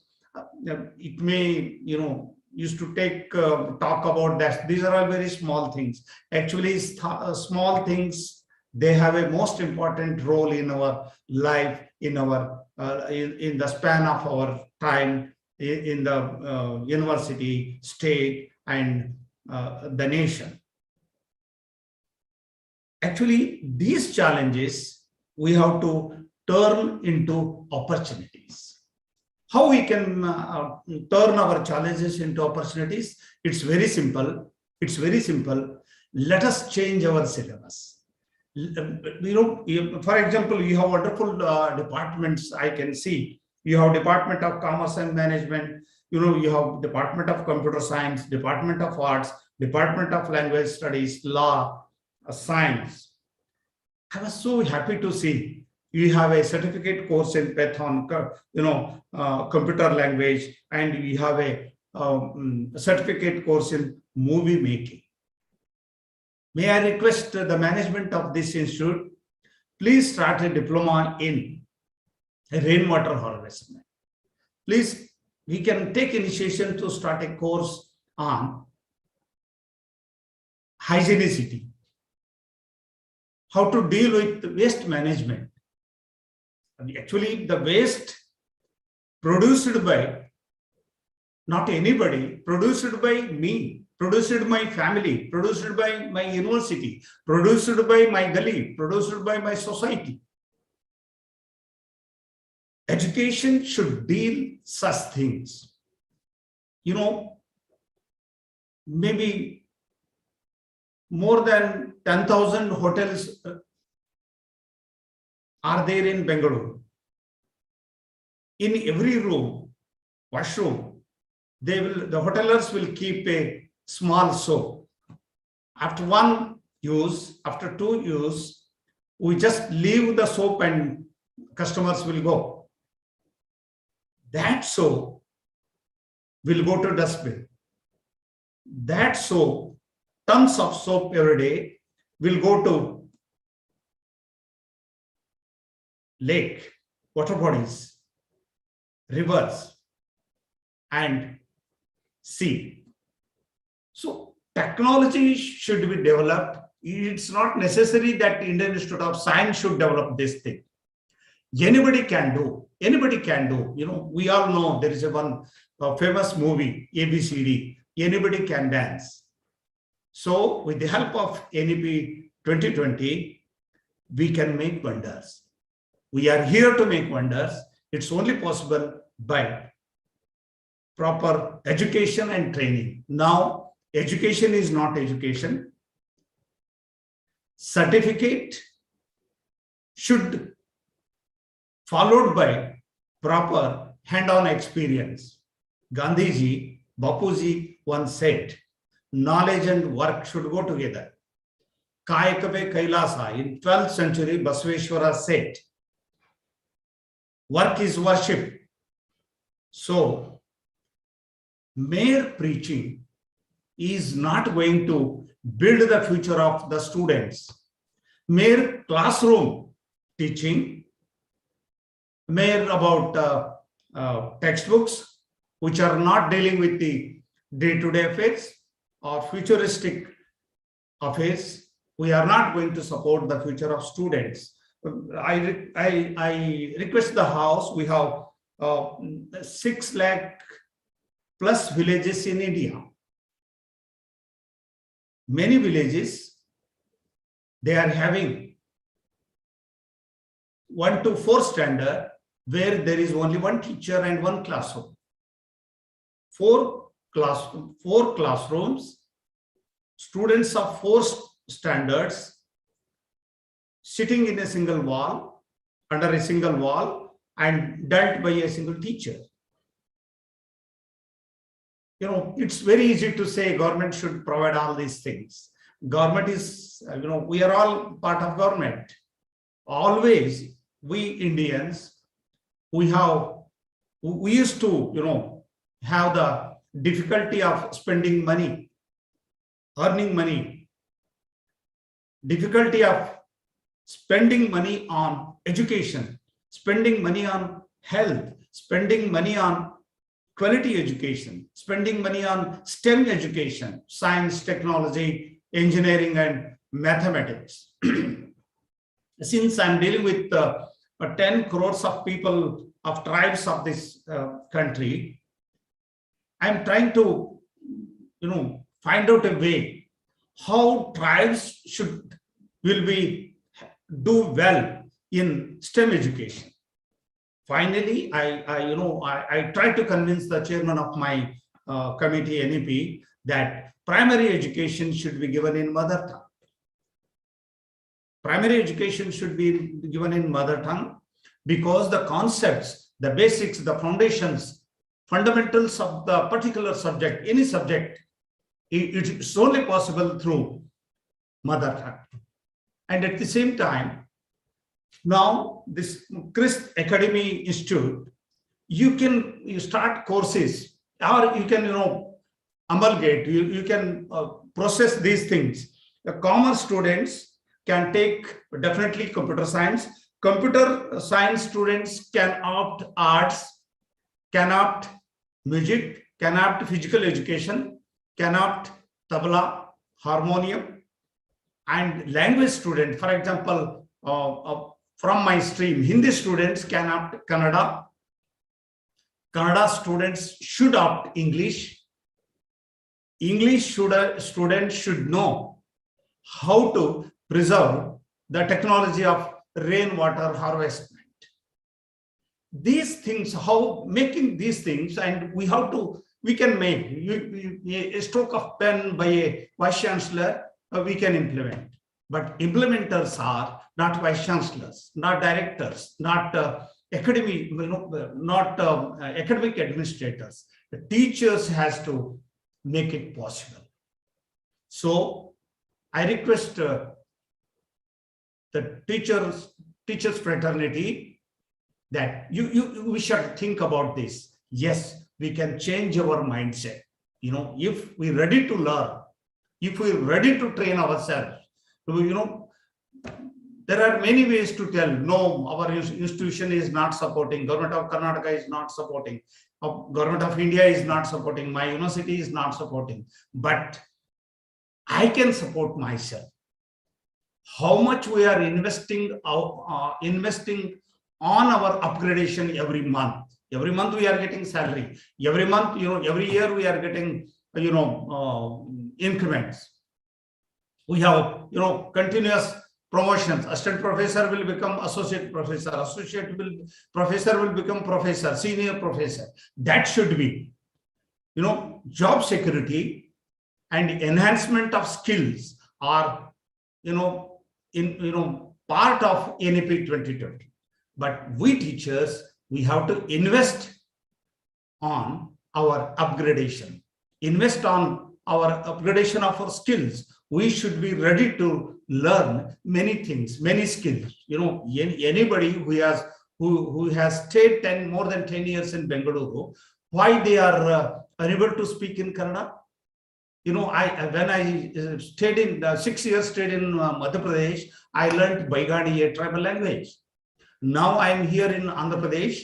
You know, my all business with people, business with Telugu students, I can converse with Telugu language. It's only possible if we think I can make it.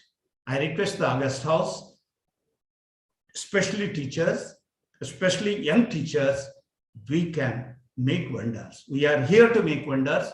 NEP is supporting the mental status of teachers. We have to change our mental status. We have to come over our safe zones, and we have to take risk to make the future of our students more viable and more safe. With these few words, I conclude my remarks on challenges and opportunities. Thanks for giving me an opportunity to talk to you. Thank you. Good evening. Jai Bharat. Jai. Thank you so much, sir, for enlightening us with your wisdom and thoughts, and for highlighting the importance of the reforms in NEP for the future development, and also for stating the importance of skill upgradation for us teachers. We are really pleased to have you here amongst us, sir. Thank you for taking out your time. Vanessa, can we have the felicitation clip, please?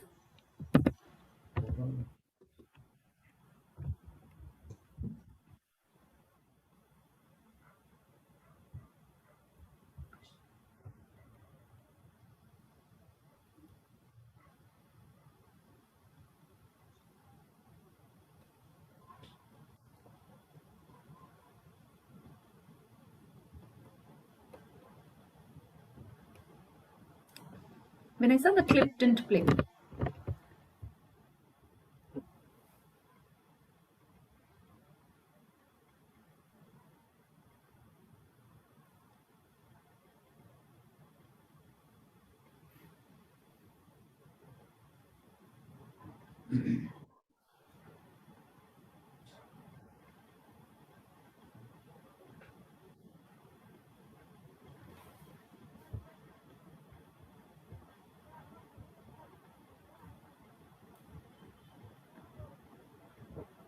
Vanessa, there seems to be some technical error there.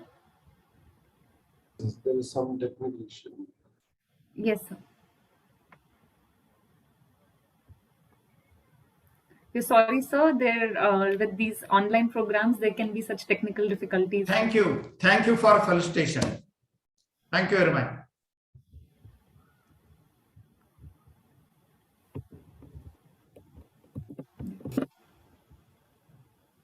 Thank you so much, sir. Thank you for being with us. And yeah, we hope to see you again, sir. Thank you so much. Thank you. Yes. I would now like to welcome our next speaker for the day, Dr. Aloysius Edward. Dr. Aloysius Edward J. is a Dean, Faculty of Commerce and Management, and a Professor in School of Management, MBA program at Christu Jayanti Autonomous College, Bangalore. Professor Aloysius coordinates quality assurance activities of the college as Director IQAC and has spearheaded the 3 cycles of accreditations of NAC as head of the core committee. Dr. Aloysius has been nominated as a member of implementation of NEP 2020 in the state of Karnataka, Faculty of Commerce and Management by the Government of Karnataka on June 19, 2021. He presented the paper on systematization of internal quality assurance system, Christu Jayanti College, Bangalore, a case study in International Conference on Quality Assurance Foundation for Future in Madrid, Spain. And he has more than 30 papers published and presented in various national and international journals and conferences. Professor Aloysius served as resource person in various national and international conferences and workshops across the country, including refresher courses organized by the Department of Commerce, Bangalore University. Dr. Aloysius was honored with the ACBSP's Teaching Excellence Award 2018 from Region 10 of ACBSP at Kansas City, USA, during the International Conference by the Accreditation Council for Business Schools and Programs, USA. He has received the Dr. APJ Abdul Kalam Lifetime Achievement National Award for achieving outstanding excellence in the field of teaching, research, and publications. Professor Aloysius has organized several international and national conferences, workshops, and FTPs. He has traveled extensively and is an external examiner of University of West of Scotland, a member of BOS and BOE in Bangalore University for MCOM program, member of BOS Management Studies in Christ University, and a member in various important profiles at several institutes. We welcome you to the International Conference, sir. The floor is yours now. Thank you, ma'am. Thank you very much. Can I share my screen? Sure, sir.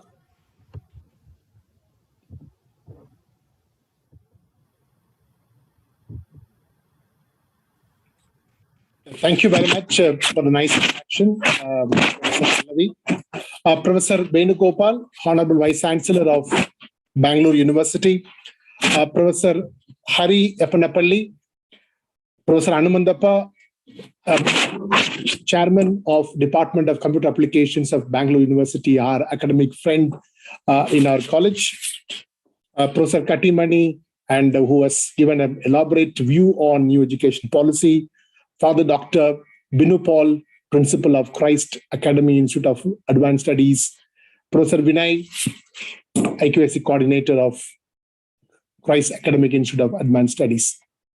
At the outset, I appreciate the Christ Academy Institute of Advanced Studies for taking up this important theme for the international conference. And from my bottom of my heart, I thank the management for providing me this opportunity to share my little knowledge on new education policy. So my session is on preparedness towards the implementation of NEP 2020 in colleges. As all of us know, education plays a pivotal role in shaping of any country and any nation. The aim of higher education is to develop good, well-grounded, and holistic individuals. So today we have about 46,000 plus colleges, and we have 980 plus universities engaging quality, providing quality education of our country. And all of us know when we look at our education system, which is churning out our youth to compete not only locally, but regionally, nationally, as well as internationally.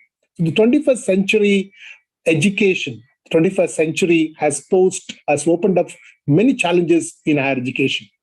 So dear teachers, what we teach today may not be relevant 5 years down the line.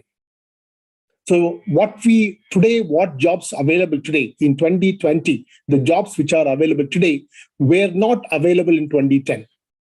The jobs which are available today in 2020 may not be available in 2030. So we are preparing graduates for jobs which are not available today. We are preparing graduates for jobs which are not available today. So we are in the fourth industrial revolution, which is driven by top 10 technologies, which include automated robots, simulation, big data analytics, artificial intelligence, horizontal, vertical integration, and so on. So what is more important is whatever we teach today in the classroom may not be 5 years down the line. So this present alarming situation necessitates the revamping of current education system by introducing innovation and developing learner-centric approach. So the education system, what we have been following, abstracts the flexibility in choosing courses by the students and mobility between the institutions. So there's a need for introducing flexibility into our education system so that students can deepen their knowledge, the particular area, and not only the particular area, but they can choose interdisciplinary, and skill development courses. So that enables the students to build their ability in a particular area while developing their good character, constitutional values, intellectual curiosity, spirit of service, and developing multidisciplinary capabilities across disciplines. So keeping in mind, after 35 years, our government has come out with an excellent new education policy, which got approved in our union cabinet on July 26, 2020.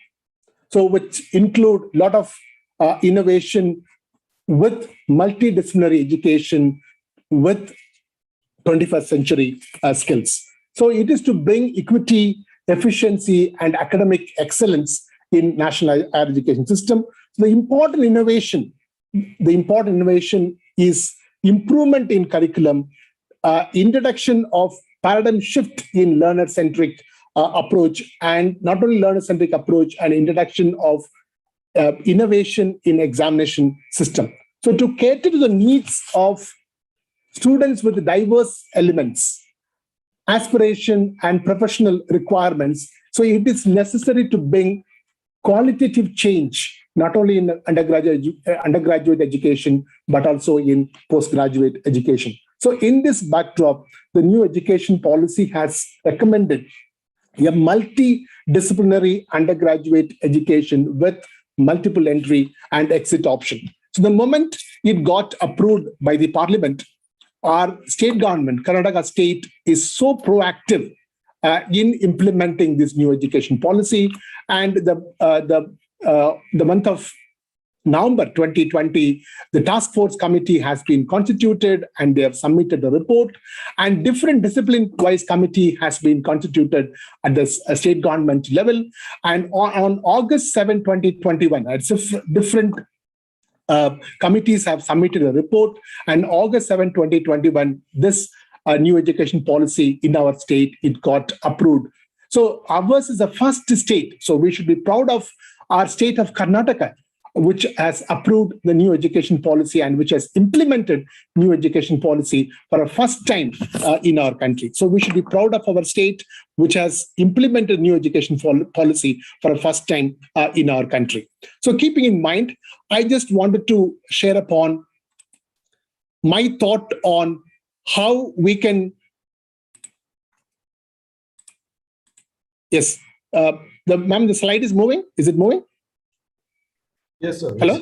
Yes, sir. So let us look at a different model. So we just model of electric model of implementation of NEP 2020 in colleges. So E stands for effective leadership, and effective leadership, EL stands for effective leadership, and E stands for equity and inclusion, and C stands for curriculum and assessment reforms, and T stands for professional development,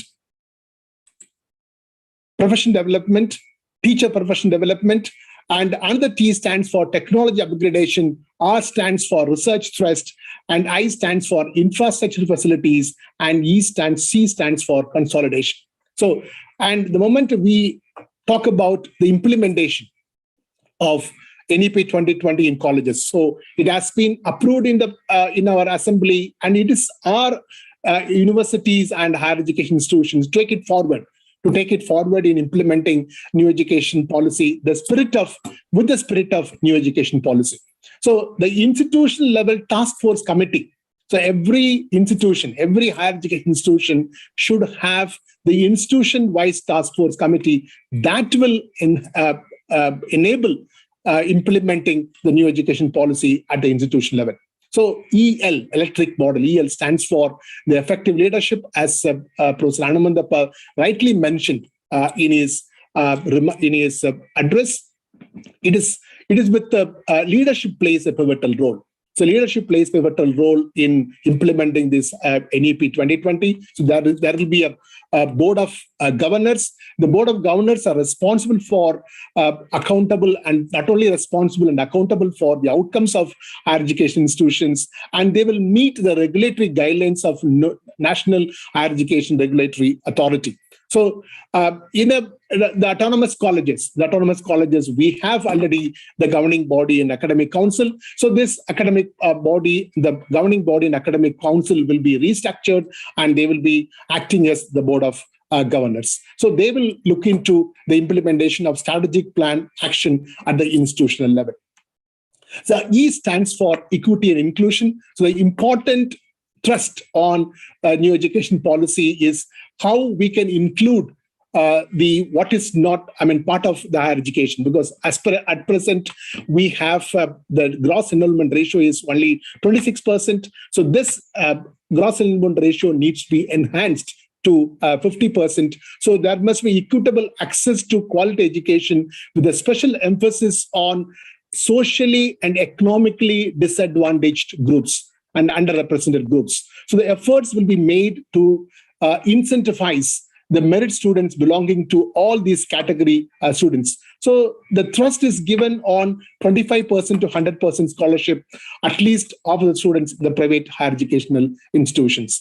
The STE stands for curriculum and assessment reforms. It's a very, very reforms which has been undertaken. So the high quality pedagogical methods is very much necessary to impart the curricular material to students, as Professor Kattimani is rightly mentioned. So in order to promote creativity, the higher education institutions and faculty will have the autonomy to innovate the matters of curriculum and pedagogical methods and assessment within a broad framework of higher education qualification framework. So this choice-based credit system, what we have currently, it's revised to instill innovation and flexibility. So today we have, our state, Karnataka State Higher Education Council has come out under the chairmanship of Professor Timagowda, has come out with a proper choice-based credit system with a lot of innovation and flexibility that will be implemented across all the universities in our state. So we have, as it was mentioned, the undergraduate program is structured in a semester mode with a multiple entry and exit option with the certification. At the first year, a student will get a certification in a particular discipline with the 50 credits. And after second year, students will get 100 credits with a diploma. And the third year, the basic bachelor degree with 146 credits. And the student who completes 4-year undergraduate program with 187 credits and one stretch through multiple entry and exit option will get a bachelor degree with honors. So 4-year undergraduate degree program with a suitable grade, as it was mentioned by Karnataka State Higher Education Council, more than 7.5 CGPA will be eligible to enter into doctoral program in a relevant discipline or 2-semester degree program with a project work. So candidates who wish to enter a master's program, PhD program, and discipline other than the major discipline, which what they have studied in undergraduate program, will have to take additional courses, the new discipline, to meet the requirement. So another important, as Professor Venugopal rightly mentioned, the students can choose the different combination across teams. A student can choose major in mathematics and minor in political science, as Professor Kattimani rightly mentioned. One of the discipline can be also a vocational subject. So vocational education will also be integrated mainstream in a phased manner. The skill, it is very, very important. Skill part is very, very important, especially when we introduce a different course in a different structured way. So life skill personal development program, communication, cooperation, team building skills. All these are all given prime importance in our curriculum structure.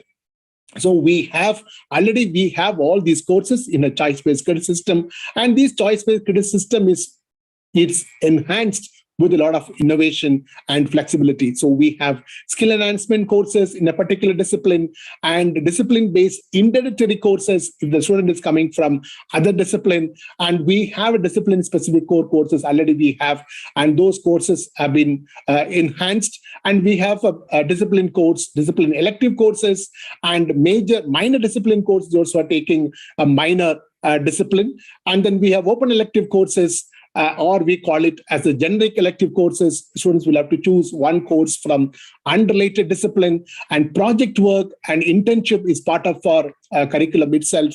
And and there is no separation between curriculum, curricular activities and extracurricular activities. All the activities are coming under one umbrella called curricular activities. So all the extension activities, curricular activities are part of curriculum today. And another important innovation is the assessment method. So today we need to move from rote learning to the application level. So we'll have to test our students on application level. So today we test our students on testing our students on memorizing capability. So we need to test our students on ability to apply, ability to evaluate, ability to synthesize, and ability to create. So we need to test these skills so that students can able to apply whatever they have learned in a classroom in a new situation. Then another T stands for teacher professional development. As Professor Kattimani has rightly mentioned, teacher plays a pivotal role in implementing a new education policy at the higher education institution. So there may be a lot of orientation programs which have been organized, and today we are part of part of the conference on new education policy. So there is institution level task force committee should be established at the institution level to implement new education policy with the spirit of new education policy. And at the same time, there will be a constitution of institution level HRD centers, and national international fellowships should be given for advanced studies. So staff welfare schemes are also part of the new education policy. And as Professor Anamandappa rightly mentioned, the technology upgradation is the greater thrust is given the new education policy. So National Education Alliance for Technology is created to provide platform for free exchange of ideas on the use of technology. And currently, 40% of the courses is given on a particular discipline. Students can choose from online course. So as per the current UGC guidelines, students can choose 40% of the courses from online platform. So technology-based education platforms such as SWAYAM will be integrated across all the schools as well as in higher education institutions. Another important R stands for Research Trust. So National Research Foundation is established for peer-reviewed research to facilitate research in higher educational institutions. So competitive fund for research under 4 major divisions: science, social sciences, technology, arts and humanities is given prime importance. Research focus on areas of national development, as Professor Kattimani rightly mentioned: clean air and water, sanitation, healthcare, infrastructure development, and improved transportation. And currently, what we have is the public investment in education sector to reach 6% of GDP at the current level of 4.43% of GDP. So we'll have to enhance the contribution, the investment in education from the current level of 4.43% of GDP to 6%. I stands for infrastructural facilities. So today, all the institutions are having an inbuilt high quality infrastructure facilities. So every higher education institution must have essential infrastructure with modern digital enabled classrooms, library and learning resources, adequate lab facilities with the modern equipment, digital infrastructure and Wi-Fi facilities for incubation. It's very, very essential to foster innovation today. Clean drinking water and sanitation, inclusive campus. They send students from disadvantaged students, from disabled students can enter into the campus and they can be part of our student community. So there must be a thrust for green campus and green audit, and there must be optimal teacher-student ratio. The last one, the C stands for consolidation. As Professor Anumandappa rightly mentioned, so today we are having about 46,000 plus colleges, 980 universities. So these institutions, we have about 47,000 plus higher education institutions. All these institutions may be grouped under 3 different categories. There is degree awarding autonomous colleges, teaching universities, and research universities. So are we ready for this kind of consolidation? So that is an important question as a higher education institution we need to ask ourselves. As I move forward, there's a 10 golden rules of implementation of new education policy 2020 in colleges. 1, we need to understand the spirit of NEP 2020. As a stakeholder of higher education, as a teaching community, we need to understand the spirit of new education policy 2020. So though we attend various seminars, various conferences, various sessions on new education policy, we need to, as a teacher, we need to understand the spirit of new education policy 2020, which provides a lot of trust on flexibility and innovation. And we need to have an institutional level NEP 2020 core committee. So there must be an institutional level core committee which takes into account, takes a responsibility of implementing the new education policy at the institutional level. So department level new education policy 2020 committee can have. So every department can have a new education policy committee so that they can look into various skill development courses, various open elective courses. See, all these open elective courses, all are the institution specific. So it is not the university cannot, though the university gives the guidelines for, all these open elective courses at the institution level, we need to develop that expertise. As Professor Kattimani rightly mentioned, we need to develop that expertise at the department level to provide different open elective courses or generic elective courses. And we need to have an institution level open elective and core core committee. So at the institution level, we may have a different expertise. So different departments, different expertise. So based on the expertise of the department of the institution, we need to have a institution level open elective core committee. And we need to focus more on high order cognitive skills. So that is the spirit of NEP 2020. So far, we focus more on ability to remember or ability to comprehend. So we test our students on the memorizing capacity. See, for example, a student who has scored 95 marks on a particular subject, the same question paper is given after, say, 10 days, or say after 5 days, after 1 week, the same question paper is given. Will the student get the same 95 marks? The answer could be, the student will say, sir, I forgot. Ma'am, I forgot. So I have learned, but I forgot now. So that is the answer we may get from our students. So we test their memorizing capacity. We test their comprehension ability. So we, as a teacher, we need to test their high order cognitive abilities. That is ability to apply, ability to analyze, ability to synthesize, ability to evaluate, and ability to create. So that is the spirit of NEP 2020. So here we need to focus more on high order cognitive skills. Whatever we teach in the classroom, whether a student can able to apply in a new situation, whether a student can able to analyze a complex problem, what is given in the classroom. So the moment we take any case or any problem that we teach, if it is come outside the syllabus, immediately students cannot answer it. So whether we teach any concept in a logical way so that students can able to apply in a new situation. So we need to train ourselves to test their high order cognitive abilities. And we need to focus more on year-wise implementation. So here 4-year program. So let us focus on year-wise implementation. Let us, instead of worrying ourselves more about what will happen at the end of third year, what will happen at the end of fourth year. So let us focus on year-wise implementation. So sustainable training program for faculty members and preparation of teachers, as Christ Academy is rightly organizing this particular program for all the teachers and students. So it's very, very important. We need to provide a proper training program for teachers, and we need to prepare our teachers to implement this policy at the institution level in an effective way. So we need to integrate technology. So without integrating technology, we cannot move forward in a fourth industrial revolution. So we'll have to integrate technology effectively.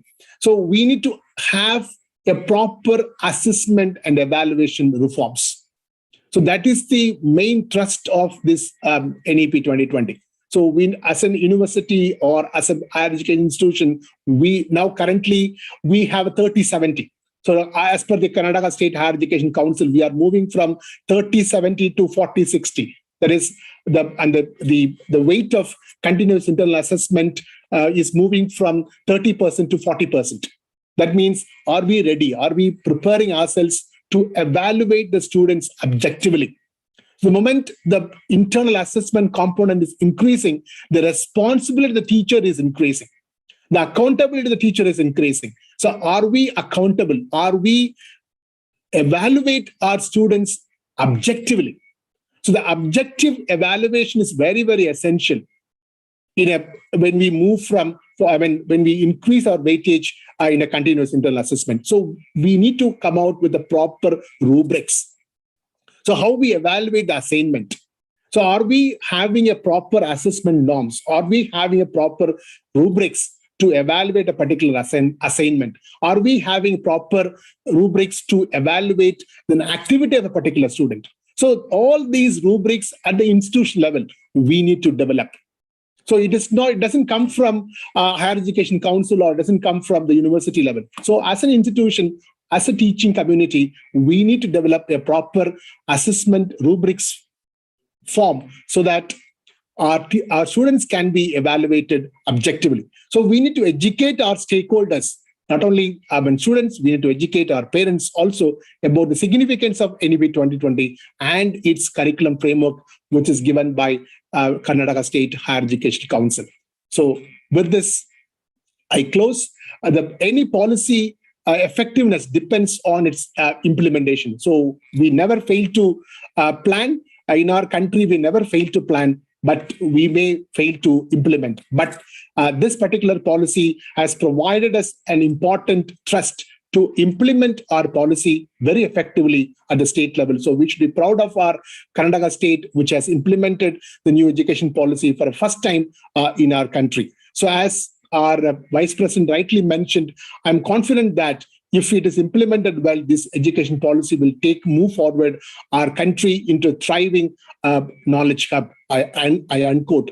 So in a decade of 2030, 40, the entire policy will be in operational mode, following which another comprehensive review can be undertaken. So with this, I close. Thank you very much for this wonderful opportunity to share my little knowledge on New Education Policy 2020. Thank you very much. Thank you so much, sir, for sharing such succinct yet a detailed account of the NEP with us, and also for highlighting the importance of leadership and governance for implementation of the strategic action plan at the institutional level, and also for emphasizing on the 10 golden rules of implementation of NEP 2020 in the various colleges and institutes. We really thank you for the bottom of our heart for being a part of this conference. Vanessa, can we have the felicitation clip, please? Edward sir, can you make me host again?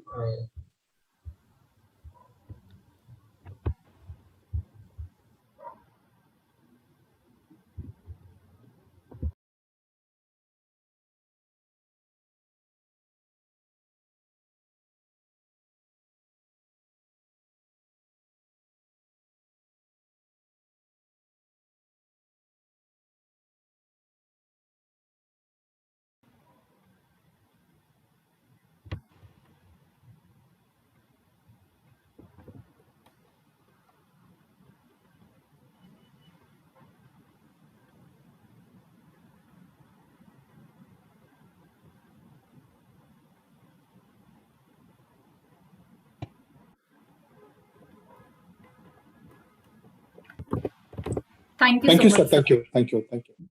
Thank you so much. With this, we come to an end to the sessions by our eminent speakers for the day.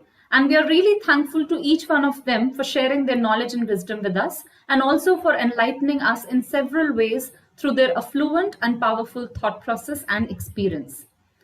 It is time for us to now proceed to our panel discussion. I take great pleasure in inviting our panel members for the discussion. First, I would like to call upon Mr. Abraham Paul Watakencheri.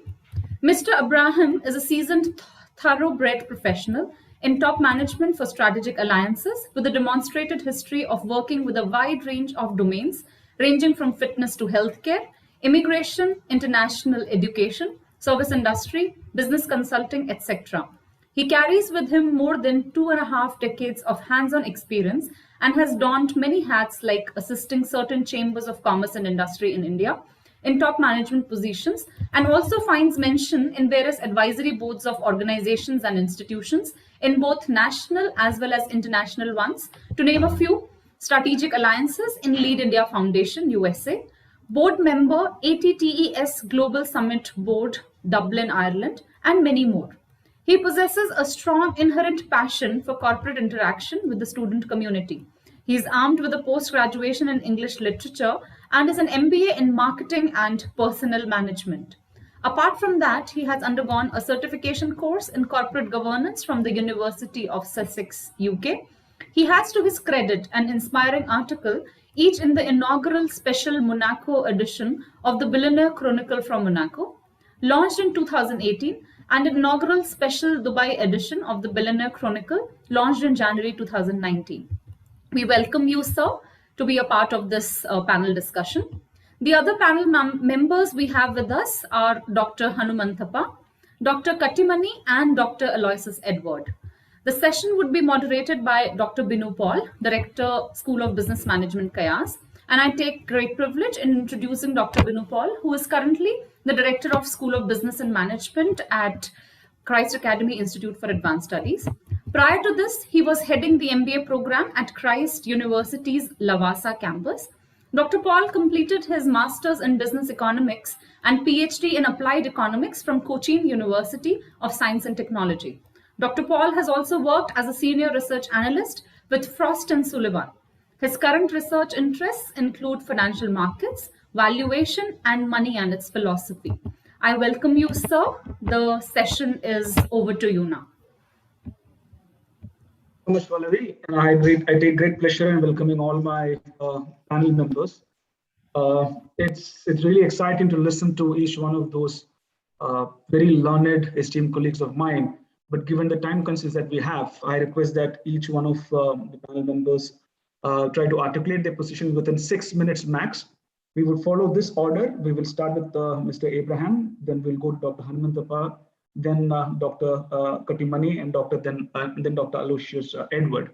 So by about 5 minutes, hopefully I will remind you that you have 1 more minute pending to finish your arguments. It would be really exciting to know your positions, but I have a special request. It would be very useful for the audience of this panel discussion to know your positions in challenges in implementing NEP, especially with regard to one, for instance, credit transfer and multiple entry and exit points, and also financing of higher education.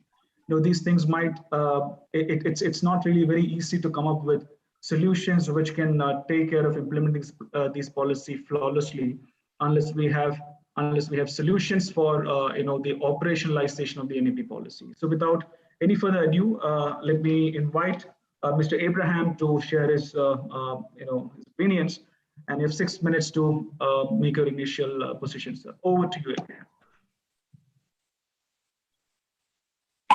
Thank you for your good introduction, and thank you one and all for being an audience for such a auspicious event which the Academy has thrown open. I would like to have certain points really spelled out. Like, for instance, this NEP policy as such has thrown open a very great aspect of going from a sphere of rigidity to flexibility. These credit systems have really opened doors for various courses, and there has been a big paradigm shift in how people are viewing things differently from what it was earlier. If you see the thing for instance, in the education segment, there were things which were a bit archaic, and it has come to a stage where things are getting close to modernity in the sense that a lot of things have been injected into the curriculum, and that has really opened doors for a lot of openings in expanding the given curriculum to a curriculum which can be of great use. If you see from the financial tool perspective, there has been a lot of talk about how things can be moved forward in the right earnest. And there has been a lot of, coupling of brains and all that, and bringing out various viable ideas, which in forecast have found to be a bit difficult to execute because of certain barriers. But with this policy, they have loosened up a bit for breaking open a lot of things which were not possible earlier. And this is also going to bring in a lot of things like earlier the speakers who were really highlighting upon points like bringing in the local dialect, bringing in the various schemes in which they can really take things forward. These are, I would say, some very good moves, which really has hit the policy changes, and it has really worked well in certain areas, in such an extent that it has really opened doors for certain universities and certain specific advanced study institutions to really come forth with certain courses which are really shovel ready for jobs. A lot of things have been injected, a lot of things have been combined to see to it that you see a new tomorrow for the students who are actually emanating from such institutions also. If you see from a global perspective, this has really given really a pep for certain institutions to step up their standards, cope up with certain curriculums, and make it more financially viable by entering into dual courses and all that. That has really opened doors for a lot of people, and it can bring in a lot of industry-linked and industry-oriented courses where people can take it up and make them job worthy. Even things like, when you talk about the management courses, they are going to be courses of various types, and that again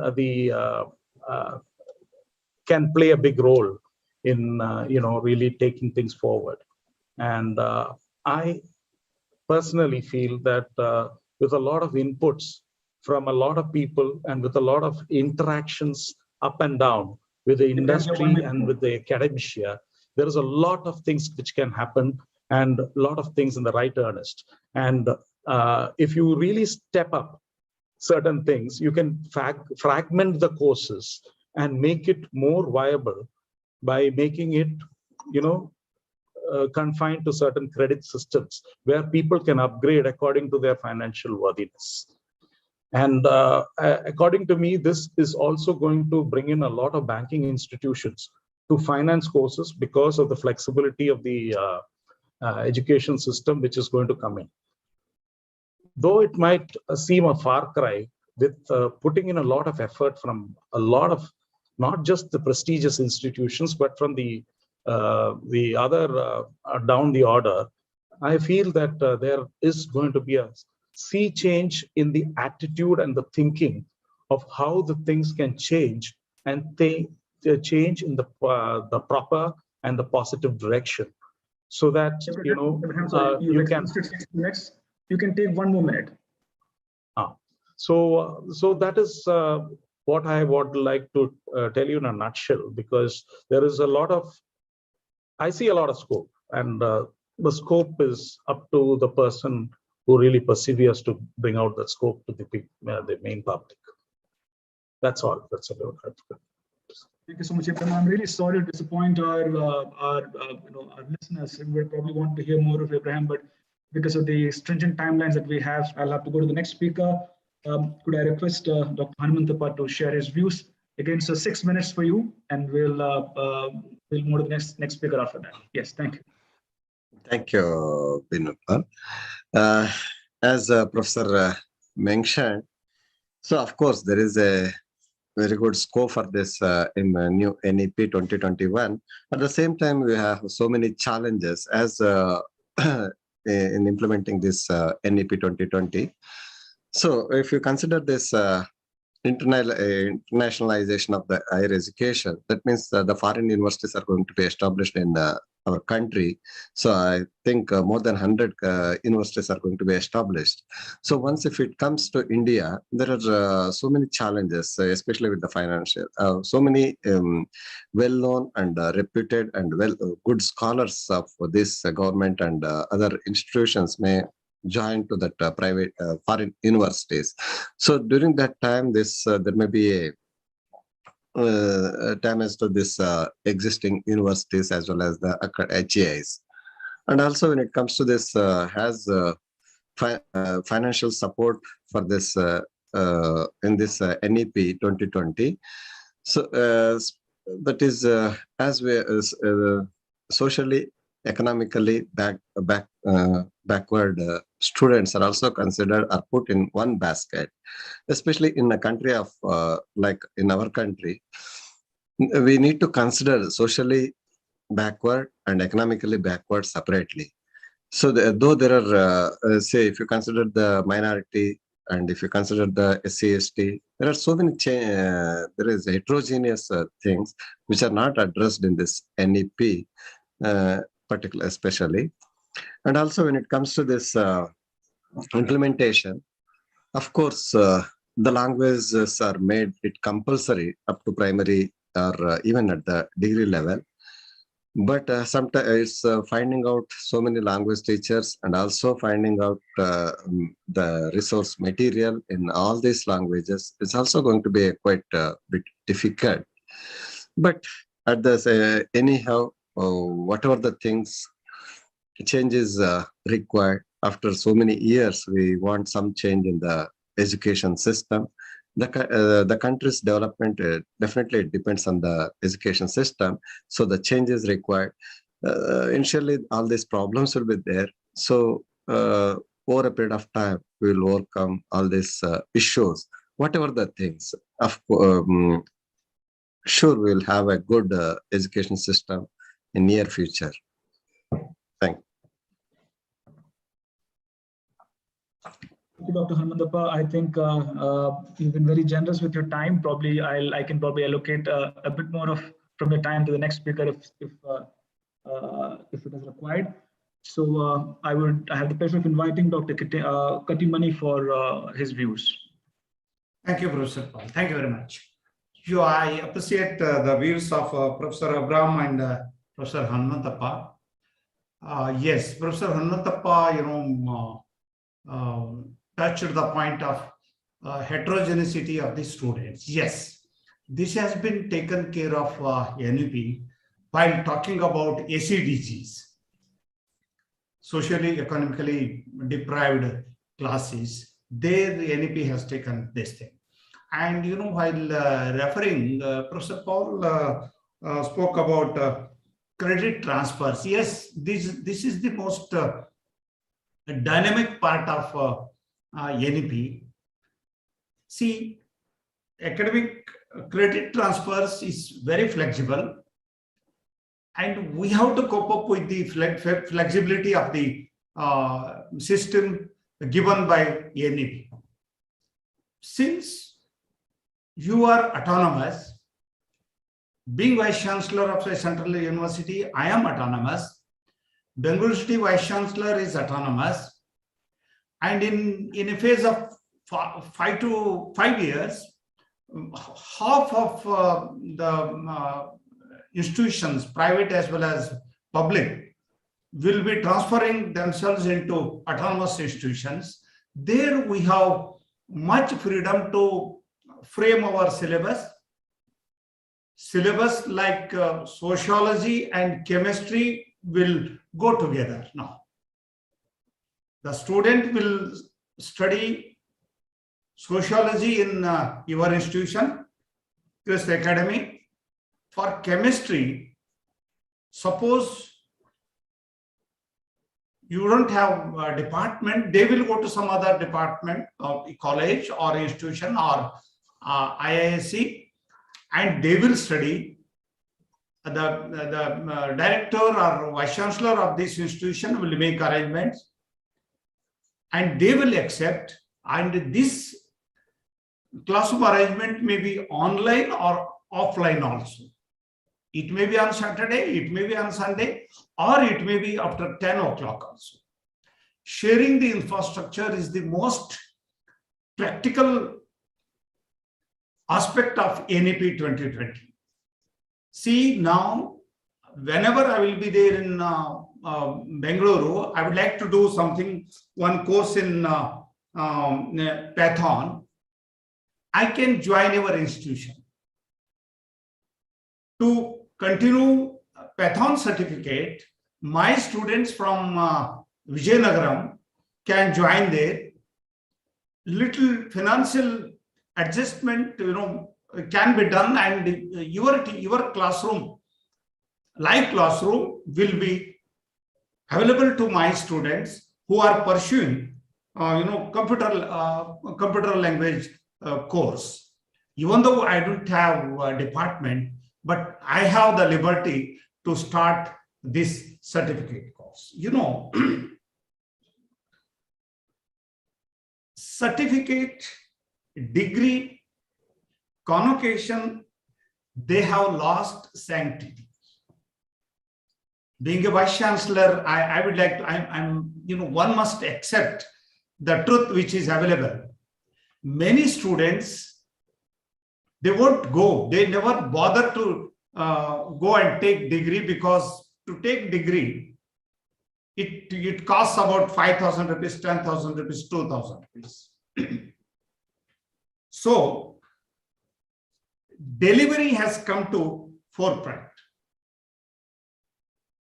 How to deliver the work, even knowledge, no knowledge. There's no question of delivery of knowledge. Now knowledge is available in internet.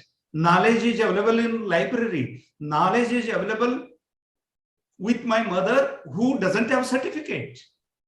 With my father, with my rickshaw puller, is better than a great economist. The knowledge is available in ample way in our society. Unfortunately, or deliberately, our academia never bothered the knowledge system of India, which is free access available in society. NEP talks about, yes, we should be in a position to access, validate this knowledge system. Credit transfer is very simple. And since we are in the first year, frequency, it feel, somebody will do that, locker system, DG locker system has come, and, need not to take a printout, and my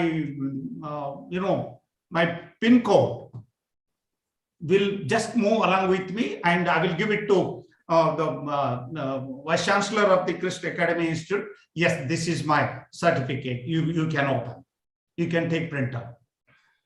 So as as Dr. Hanantappa said, we teachers and institutions must be come down from our ivory tower. We are not here to preach the students. Preaching, we have done 75 years only preaching. Before that, 2000 years, many people were preaching. You know, there is one saying in Telugu, Mantralaku Chintalakayi Raledu. In Kannada, Mantrakke Mavinakayi Udurudilla. To pluck the mango, chanting of mantra will not going to help us. To pluck the mango, we have to climb the tree and we have to take the fruit and pluck and come down and enjoy. This is the message of NEP. This must be the message of education. Thank you, Mr. Paul, for your kind generosity. I think you have given me much time. Thank you very much. Good evening. I think you have to thank Dr. Hanantappa. I mean, otherwise I would have moved in this from 6 minutes itself. He's kind enough. He's kind enough. No, sir is senior professor, senior. Thank you. Thank you. Thank you. I would now like to listen to Dr. Lucius. I think I really like the electric framework that you proposed in your talk. So, of course, it would be really exciting to know what are your views on specifically the challenges that I mentioned in terms of credit transfer, multiple entry exit points, and financing of higher education. Though it looks like it is possible, I'm sure there are nuances which private autonomous institutions need to take care of. So, yes, over to you, Dr. Lucius. Thank you, sir. Thank you, Professor Venugopal. I start where Professor Kattimani ended his speech.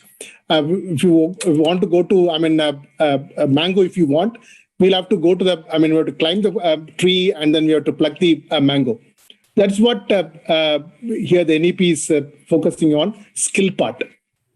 The NEP focuses more on skills, abilities. So we have been talking about this employability gap. We have been talking about this academia industry gap. So we were talking this industry academia gap, and today we are talking about this, and we will be talking about this industry academia gap. So how do we bridge this gap? What is expected from the industry and what we deliver from the higher education institution. So this particular gap, it is there. It was there, it will be there. So we'll have to bridge this gap. So this NEP 2020 focuses on how we can narrow down this particular gap between industry and academia. So focuses more on skills. So it is not, NEP is not about pouring old wine in a new cup. So it is not putting old wine in a new cup. It is, and we as a teaching community, we need to focus more on skills. It is not removing one course and replacing with another course. So we have political science paper 1 and we have put political science paper 2, or we are having a paper on C++, and we are replacing with a paper on web designing. So it is not replacing with courses. So after completing a particular course, so what I'm saying is course here, what we mean is a subject. So after completing a particular course or subject, what kind of skill set we are imparting? Whether a student can able to apply what he has learned in a new situation. So here we focus 2 types of skills. One is domain specific skills, domain related skills. Second one is domain unrelated skills. So domain related skill is ability to remember, ability to comprehend, ability to apply, ability to analyze, ability to evaluate, and ability to create. So this we call it the domain specific skills. So whatever we teach in the class, can he able to apply in a new situation? We teach Newton law. So can he able to apply Newton law in a new situation? Can he able to write his own programming code? So whatever programming that we teach, if it is executed, he gets marked. If he gives some other programming code, he cannot execute. So that is the, skill set that the industry requires the application skills. So this year we call it as a domain specific skills. And we have domain unrelated skills, ability to communicate, ability to work as a team, ability to be ethical. All of us know, most of the CEOs are behind the bars. They're all from a premier business schools. They're all behind the bars. So ability to be ethical and ability to be socially concerned, as Professor Anumandappa rightly mentioned. Ability to be socially concerned. Ability to be environmentally concerned, as Professor Kattimani rightly mentioned. Ability to be environmentally concerned. And ability to draft report. So after completing, say for example, commerce, he doesn't know, or management, he doesn't know how to draft a budget for his own one program. So he studied all types of budgets, but for particular event. So for example, a department is organizing a particular event. Can he able to draft a budget? So ability to draft report and ability to be lifelong learner. So today, what is more important is, as a student, whatever we learn, it is not there when we go to the industry, when we go to any institutions, whatever we learn in the classroom, it will not be there. So unless we learn continuously. So how are we developing that ability to be lifelong learner? So keeping in mind all this, today we have 40% of the courses he can learn through online. So that the student can able to learn new things, so that he can able to update himself or herself according to the industry requirements. So NEP focuses more on skills, more on abilities. It is not that pouring old wine in a new cup. So all of us, we know, we change chapters, we change units. We put a fifth unit to the first unit and first unit to fifth unit, and then we come out with the proper course structure and we present. Can the student able to apply whatever he has learned in the classroom? So here, what is more? Yeah. So here, what is more important is university give us a structure. The delivery is on part of the teacher. So teacher delivers this. So whether teacher can able to teach in a practical perspective, so that we can update our students with proper skill set. So thank you very much for the wonderful opportunity. Thank you. Thank you so much, my very esteemed and learned colleagues. It was really wonderful to have all your views. Professor Abraham spoke about the need for flexibility in credit system. Dr. Anumandappa was talking about the possible challenges that we will have once we have international institutes coming to India, and once the Indian institutes actually starts joining hands with them, and the possibility of the socioeconomic dimensions of NEP implementation and the challenges arising from it. Dr. Kattimani was very, very clear in saying that one of the crux in ensuring the success of NEP implementation is sharing of infrastructure resources. And he also very jovially pointed out that certificates actually are becoming irrelevant. I completely agree with that point that you made. It's very important for us to realize which certificates actually matter, which certifying agencies actually matter. Dr. Aloysius spoke about the need for bridging the academic industry gap through skills which are domain specific. In short, I thought it's very exciting to know that there are like-minded academicians who think that contextualization of concepts is extremely important going forward in the in meeting the challenges. And also he also pointed out the need for lifelong learning. Before I hand over the mic back to the MC, my 2 cents on this whole the whole idea is there is no doubt that this is going to be the single most important piece of legislation that has come in the recent past, which affects every single individual. And I think I'm very, very proud to be part of a state, living in a state which has taken the initiative to implement it, at the earliest available opportunity. So I think there's a lot of challenges that we may have. Maybe some of these are not at a planning stage. Maybe we will see this at the operational phase of this. But I join all of you in wishing that we are actually able to keep up the spirit of inquiry we're actually able to co-create content along with our students who are active stakeholders in this process. And we achieve the target of inclusion and ensure that we excel in that. I have to especially thank Father Babu Paul, who is the principal and manager for Christ Academy Institute of Advanced Studies, Father Joshua, who is the vice principal, Pallavi, who hosted this. I'm sure Pallavi is going to probably give a vote of thanks before this, so I don't think there is anybody to thank her. So to thank Pallavi for being the MC, being such a wonderful MC for the whole event. Especially thank Mr. Abraham. In fact, we had very exciting conversations in the initial stages. Abraham and Dr. Hari and Mr. Vinay, who's the IPC coordinator, who also is the man behind the curtains to have organized everything. So it was very, very interesting to see the perspectives from Abraham as well as Dr. Hari and Vinay. So I express my heartfelt thanks to all of you and having given me this opportunity to moderate this session. I feel privileged, and without any further ado, let me hand over the session to Pallavi. Thank you, Binu sir. Thank you so much, all our eminent speakers and subject matter experts, for sharing your expertise with us. Dr. Binu Paul for moderating this session. Participants from various institutes and faculty colleagues, thanks a lot for being with us today.